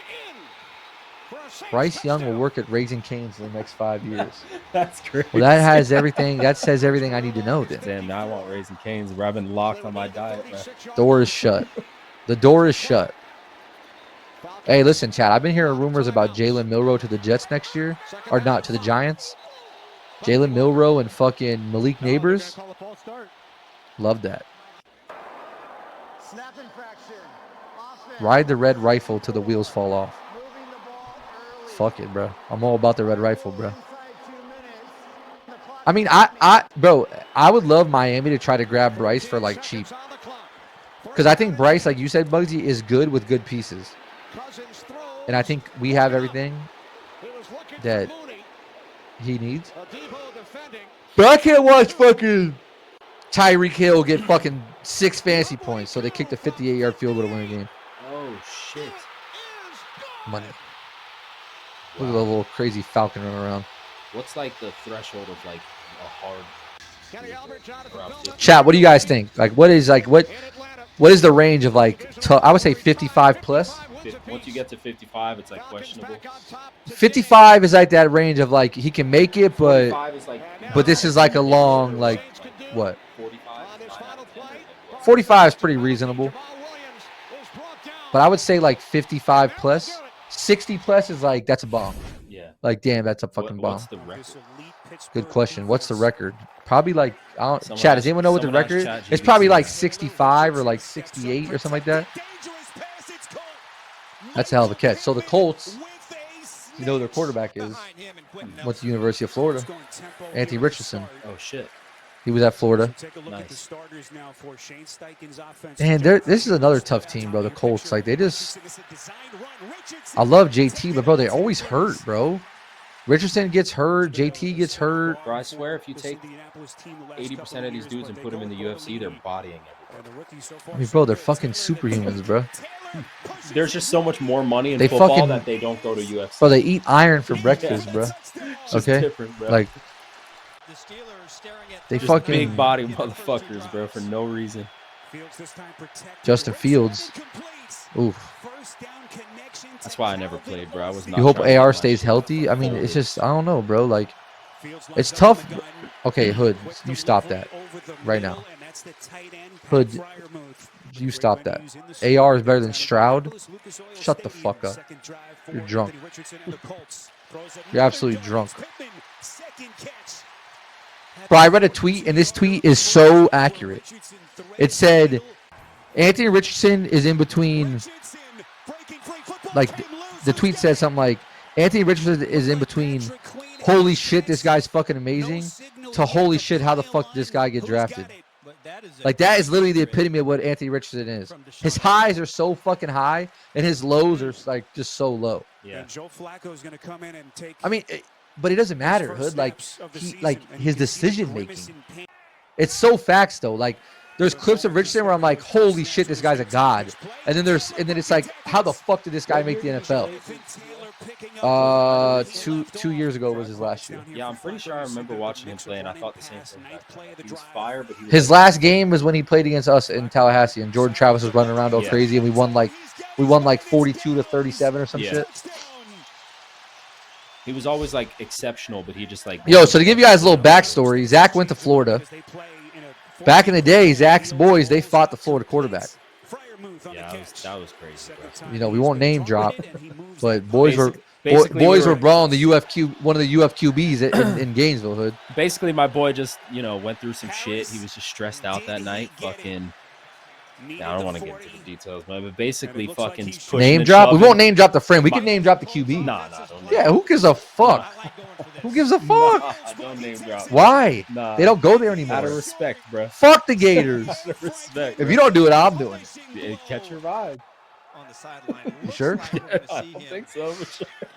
But yeah, anyway, bro, just I'll name drop the man. Fuck the Gators. I don't give a Nah, fuck. Y'all see what it is. You know how the night ended? Fuck though? the Gators. The night ended with I my don't boy give a getting jumped fuck. by like. If it's up fucking to the whole me, team, I hope bro. that fucking quarterback got knocked the fuck out, put on his ass, dead ass. lost a fucking tooth, He did get eaten out of a slammed. motherfucking straw.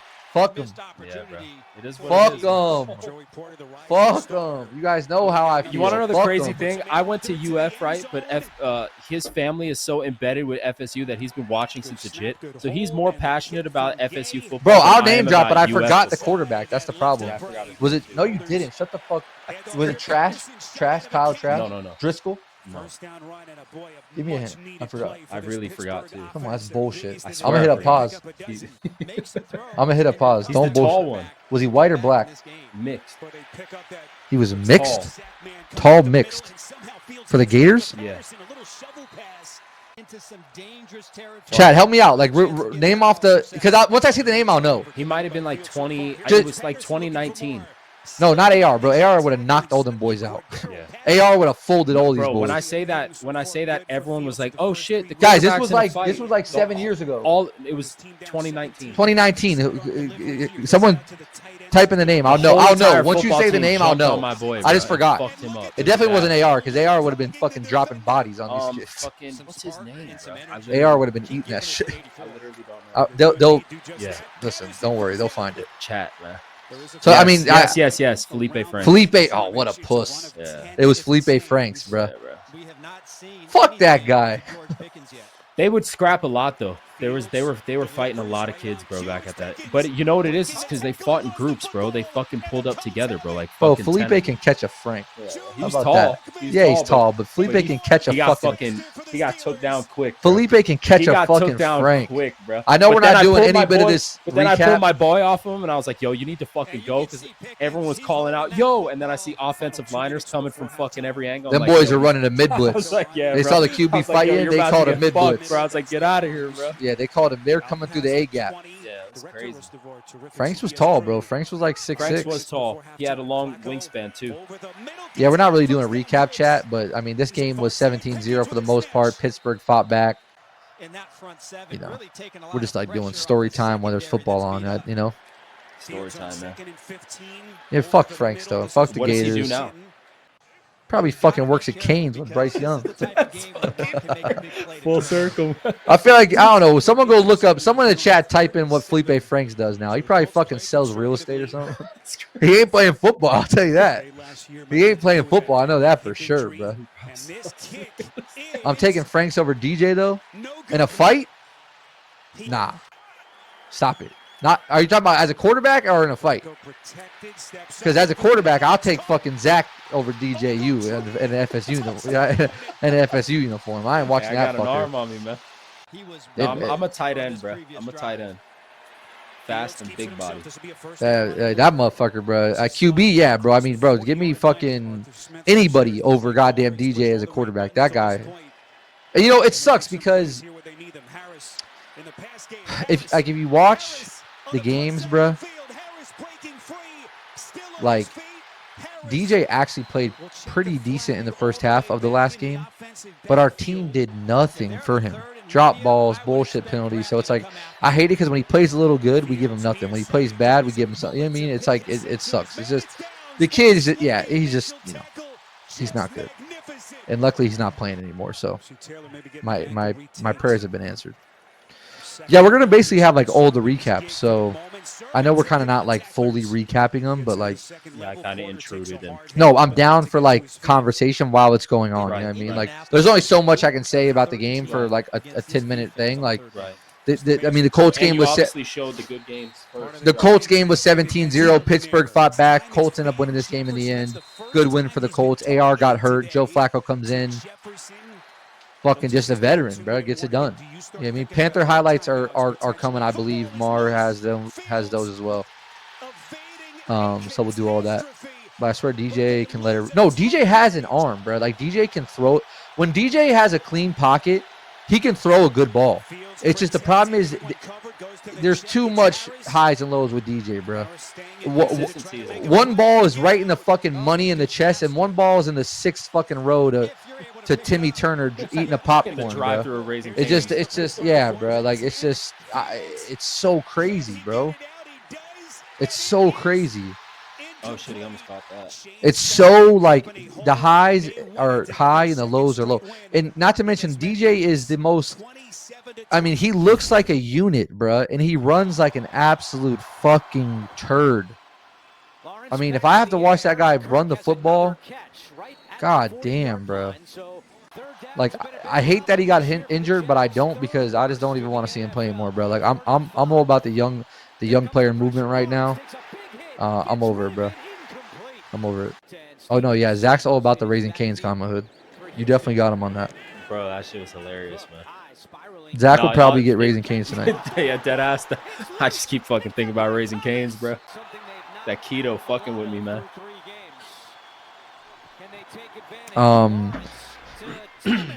This game, interesting game. Honestly, thought Texans would probably roll with this one. Jags haven't looked great, but Jags were in this game. I love Brian Thomas. Brian Thomas is a good pick. I was gonna pick him in my fantasy draft. Unfortunately, I wasn't able to get him. I was trying to get him like a later round as a sneaker, but people were on it. He's hooping this year. But I thought Texans were gonna roll. They didn't roll. So I think this game says a lot more about the Texans than it does the Jags. I mean, Jags are just, they are what they are. Texans, like, when they're rolling, bro, Nico Collins has been, it's so crazy, bro, because, like, Nico Collins in college, like, was ass. Not ass, but, like, he didn't, like, what did he do impressive in college, you know?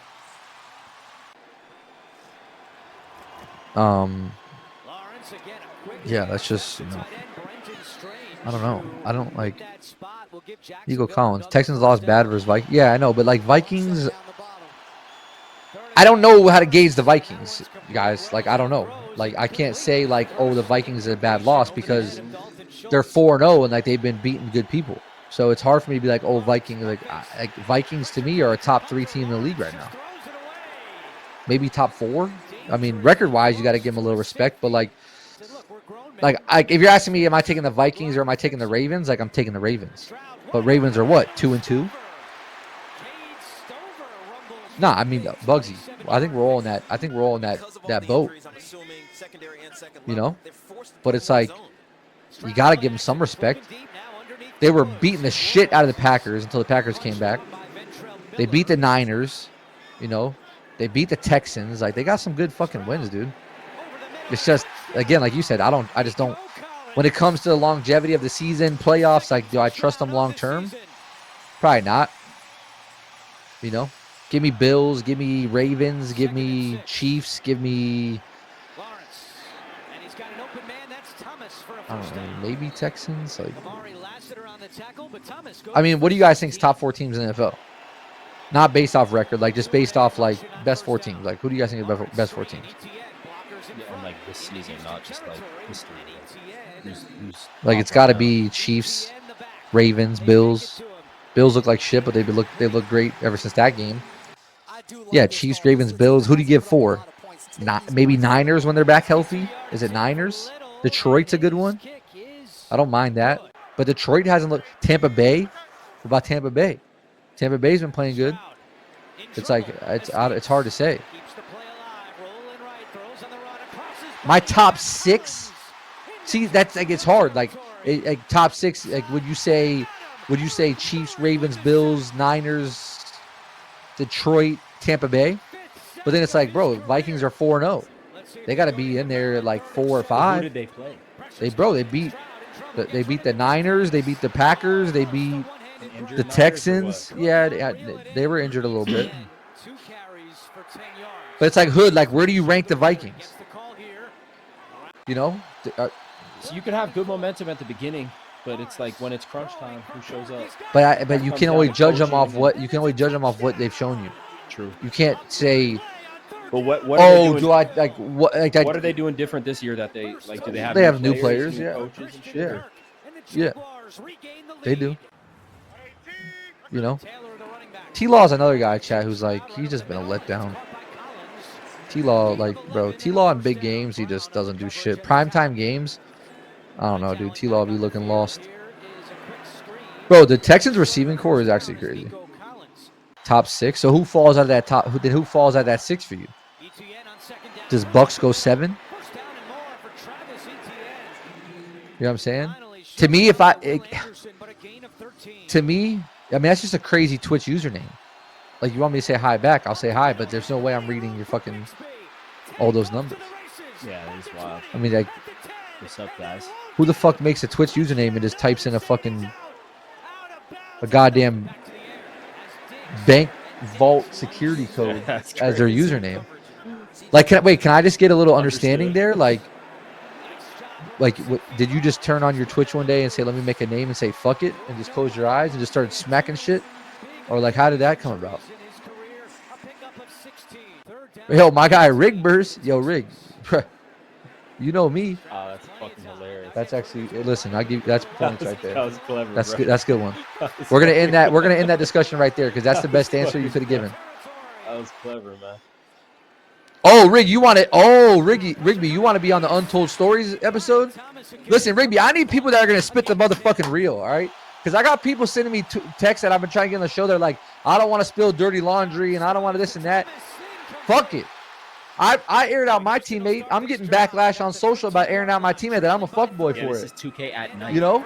This is the dark Like, side. what do you think about that? I got aired out because I aired out my teammate for having a nasty ass room, and I'm getting comments saying I'm a fuckboy for that. Did you talk to him about it first? No, fuck that. But like, if I'm gonna tell you it in person, like at least I'm not saying it behind closed doors. I mean, did you say it in a somewhat respectful manner? All right, Rigby, Saturday, you're in. That's all I need to fucking hear, Rigby. Saturday, you're in. All right? Saturday, you're in, Rigby. I'm going to hit you up on Twitter later. We're going to lock that in. You're in. I'll figure out time, but I'm thinking like 7 o'clock, 7:30 p.m. Eastern. I want the fucking nitty-gritty, Rigby. I don't want the cookie-cutter bullshit. I want to know what the fuck was going down, you know? I want stars, Rigby. Come be a motherfucking star, you know? Come be a motherfucking star, bro. So they scored a touchdown at the end of the game. Great recap. Yeah. They scored a touchdown at the end of the game. Let's go Texans. All right, I fuck with that, Rigby. Rigby, all right, let me ask you a question then. Like, if I do this segment around like you, who are some guys you would want on with you? Is there like, give me some names. Like, give me like 2 or 3 names that you'd want. Fake emails? I don't remember the fake email shit. What about your Magic? There's no bro. To be honest, there's not a lot of stories with the Magic dudes. Like, they were all kind of chill. Yeah, like Reed was my guy. We kicked it. DT is my boy, but he was, but like DT was like my little brother who like, he was cool. yeah, like I wanted to beat the shit out of him, Yeah, but like, yeah. but I loved him, you know. Same thing with Hood. Yeah. Season 1, like I wanted to beat the shit out of Hood, but like I loved him. You know what I mean? It was like, Orlando was probably. yo, look at one of Rigby. the He said, coolest "I'm not gonna guys. lie. I got a mouthpiece. I'll take all the falls. No, all right, yo, Rigby, you're fucking in, bro. I'm locked, bro. This might be a Rigby only podcast of you just letting shit go, cause I need that fucking energy, Rigby. I fuck with that. I'm trying to think who else. Like I try to get Cook. I'll give you guys some names, right? So like I hit up Cooks, I hit up Dimes, I hit up Walnut, I hit up some people. Like I low key like want to maybe hit up like, what do you guys think about like Fab, like Rigby and Fab? Like, what about that? What about your old Orlando Magic coach? Jonah? Ain't nothing interesting about Jonah. Like Jonah, I love you, bro, but ain't nothing interesting about Jonah, bro. Jonah not gonna spill no beans. I need someone that's gonna spill beans, man. I told everyone about the Cleveland stories, bro. I didn't hold no shit back. You know, I don't really have any crazy stories on other teams though. Like Cleveland was probably the craziest stories. Nah, Rigby. Listen, Rigby's locked in, bro. Y'all heard it here. Rigby's locked in. This was another good game though. Vikings Packers, bro. This is what I was talking about. Like Vikings went into Green Bay and they were up like 28-0. Like they were just steamrolling them, and then like Green Bay came back and made it close. But like, yeah, very similar. Like, but Hood, like, what was like? I'm trying to think though. Like, what was like? No, that was main event. I said that story though, Hood, where Jerry tried me and I told him I was gonna fold this shit. He tried me, bro. Bad. I'll tell the story again. Only people you could sneak off with me is like Dre. I feel like Dre, like, I don't know if Dre will like talk that much, you know? Dre's my guy though. Geo? You talking about Geo as in Trap? Is Trap even on social media like that no more?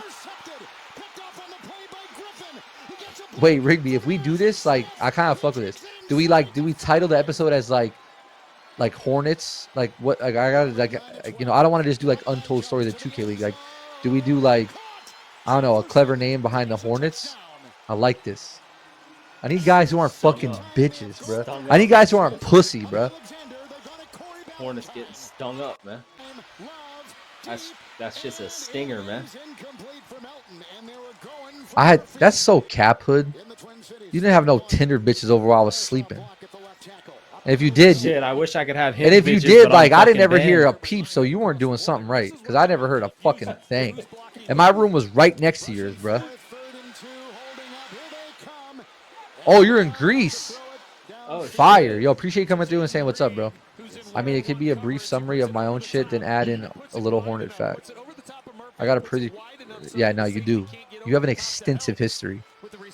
Maybe, like, I'm trying to think about other players in the league, Rigby, that have, like, crazy stories that, like, not crazy, but, like, controversial S stories. Like obviously you were one. Like I think Fab is one. No, like what do we think, Chad? Like do we think Fab would be a good one? Like we do me, Rigby, Fab, and like maybe I bring in Dirk to kind of be like the little moderator. All right, Rigby, I'm gonna hit you up. I'm gonna lock you in for Saturday for sure. So Vikings are up. Yeah, good. You know, football. Packers are coming back. Football. Some momentum shift. Listen, too, like this is our first like recap week, so we're gonna like figure out the cadence of the recap. Like we'll probably end up trimming this down like a lot. You know what I mean? Focus on the games that were fired, right? Or just like make like the thing is we're taking these off YouTube, so like the NFL I think just posts like highlights and then you can watch recaps. So I think they're like 20-minute videos. So they don't let you post it on YouTube. Or they do. It's a good question. Copyright. Good question. Yeah, Mar, would you know that answer? Like, if I posted the rebroadcast on YouTube, would I have to just cut out this whole segment of this?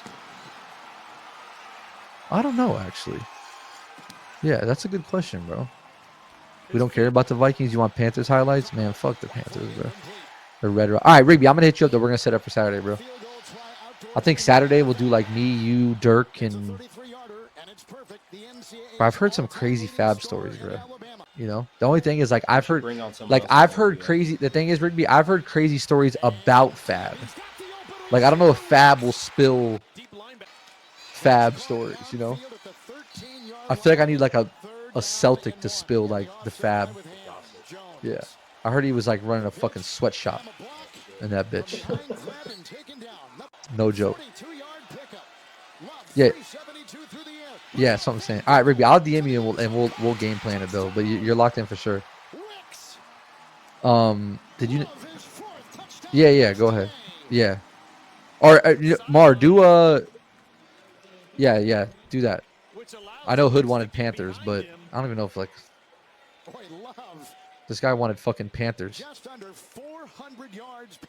I don't care for the Panthers. Yo, Hood, we don't want to watch that shit, bro. I ain't gonna lie to you, bro. Yeah, pick one, Mar. I'm cool with either one. All right, this was a fire game, though. This was like game of the night, a game of the week, basically. Really? Bills, Ravens, two dog teams. Lamar Jackson, you know who Lamar Jackson? Yeah, of course, bro. On the Ravens. Bills. A little bit. Oh, man. A little bit. Yeah, but the Detroit game was a good game, too. This was a fire game, though.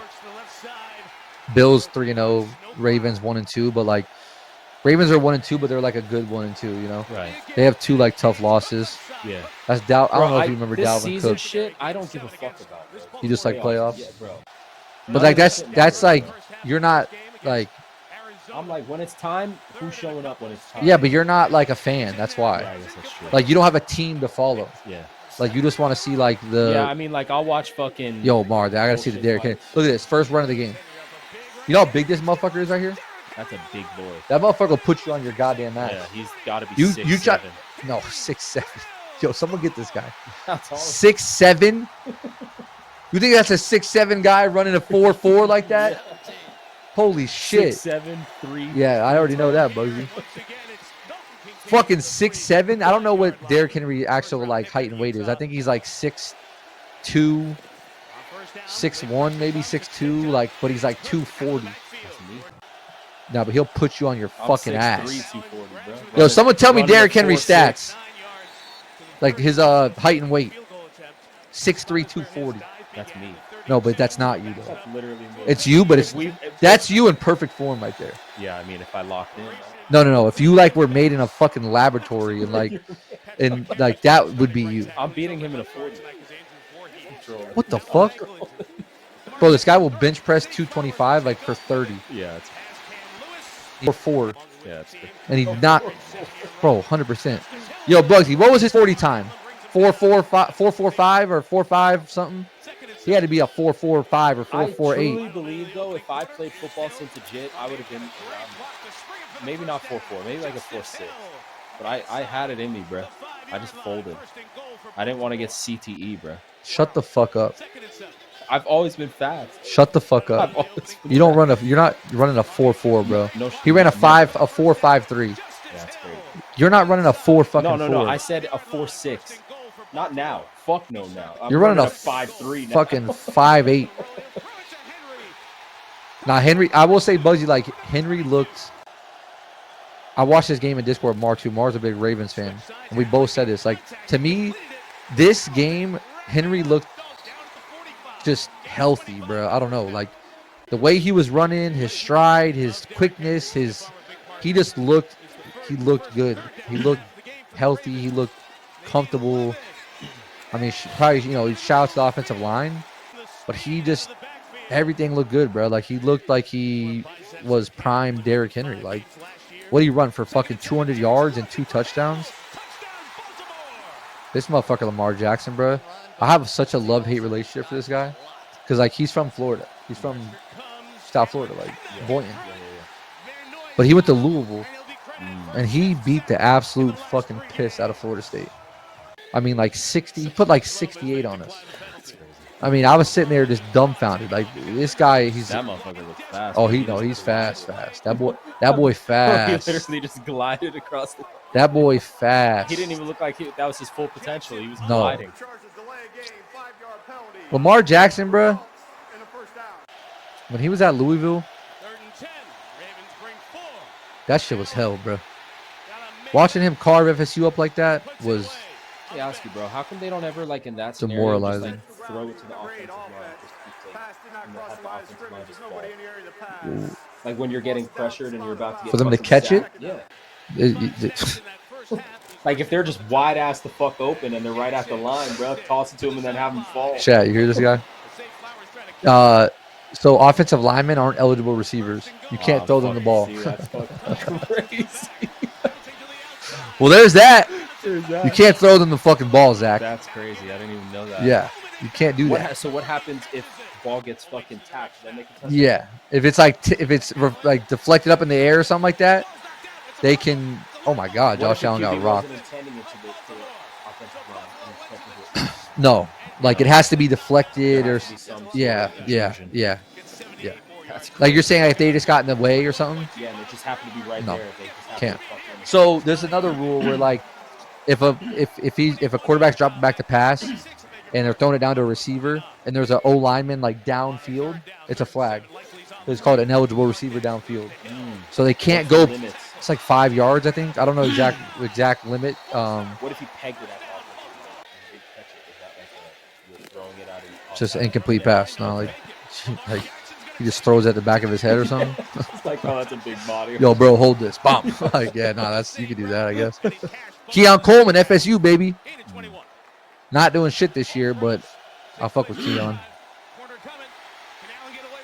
It's crazy. Like, yeah, this. I was about to say, wait a second. I was about to say, what the fuck? He made that pass? That'd been nuts. No, but bro, as a whole game, I mean, Baltimore just dominated. Oh shit. Like, you guys can't hear Mar's audio, but I'm sure Mar will agree. Like, this is just the game Baltimore needed. Like, they needed a just confidence, beat your ass against a good team type game. Like, they're 1-2, but they're not really a 1-2 team. We all know they're good. Look at this motherfucker. Look at that motherfucker. You try to tackle him in the gap, he's putting you on your fucking ass. No, I'll fold him. If you're a middle linebacker and he's coming through the hold, and it's you and him, I'm folding his what shit, happens? Bro. I'm folding his shit, bro. I'm pushing this shit back. Bro, he's fucking you up. Nah, I'm folding this shit, man. I ain't gonna lie, Z. He popped both your hamstrings. I'll be Z Gimpy. You be crawling off the field, bro. You be bare crawling off the field, bro. Yeah, I mean, bro, Baltimore. I mean, like this fourth quarter, like there's not even much to see. What this game in, Mar? 35-10. I mean, complete domination by Baltimore. Fucking Derrick Henry ran for like 198, 2 TDs. Like perfect game for Baltimore. Like they needed this big confidence builder. If they can play like this, I don't see how they're not 1 or 2 in the NFL. I mean, personally, I don't see how they're not 1 or 2 in the NFL. The one crutch I'll say about Baltimore is like they don't have a wide receiver 1. Zay Flowers could be that wide receiver 1, but can he be that wide receiver 1 in a big game in the playoffs? We don't really know yet. So I would love to see them be aggressive. Like if they can get in that Devontae Adams talk, that'd be fire. Devontae there would be dope. But when it comes to like the 1-2 punch with Lamar, Derrick Henry, that defense, like they got a legitimate squad if they can stay healthy. I mean, they've had one for the past couple of years, but I really like Derrick Henry on this team. So we'll see, man. We'll see. We'll be back Saturday. We changed the schedule up a little bit. We'll be back Saturday. So I think Saturday I'm going to be having a lot going on. So I'm probably going to be streaming 2K, that strikeout event. And then we'll also do the podcast episode. So the idea is to do like another 2K League version of like the Untold Stories. We'll bring on Rigby like we talked about. We'll look at who else we want to bring on. It should be pretty fire. But We talk about the fights too. we'll talk about the fights. We'll have a lot going on Saturday. So stay tuned. Maybe I'll do something like on Friday that's just like streaming. I don't know. We'll see. I don't want to get too burnt out with stuff. Just so you guys know, FYI, I haven't even announced it yet. I signed my partnership with 1v1me yesterday. So I'll be an official partner of 1v1me coming up here. I still gotta go through like some of the process stuff. But so we'll be having 1v1me wagers on stream. So we'll be playing 3v3s and 2v2s. All right, Retro, what's good, bro? We're about to finish up. So yeah, we'll be doing 2v2s and 3v3s on 1v1me here soon. So we just got the partnership.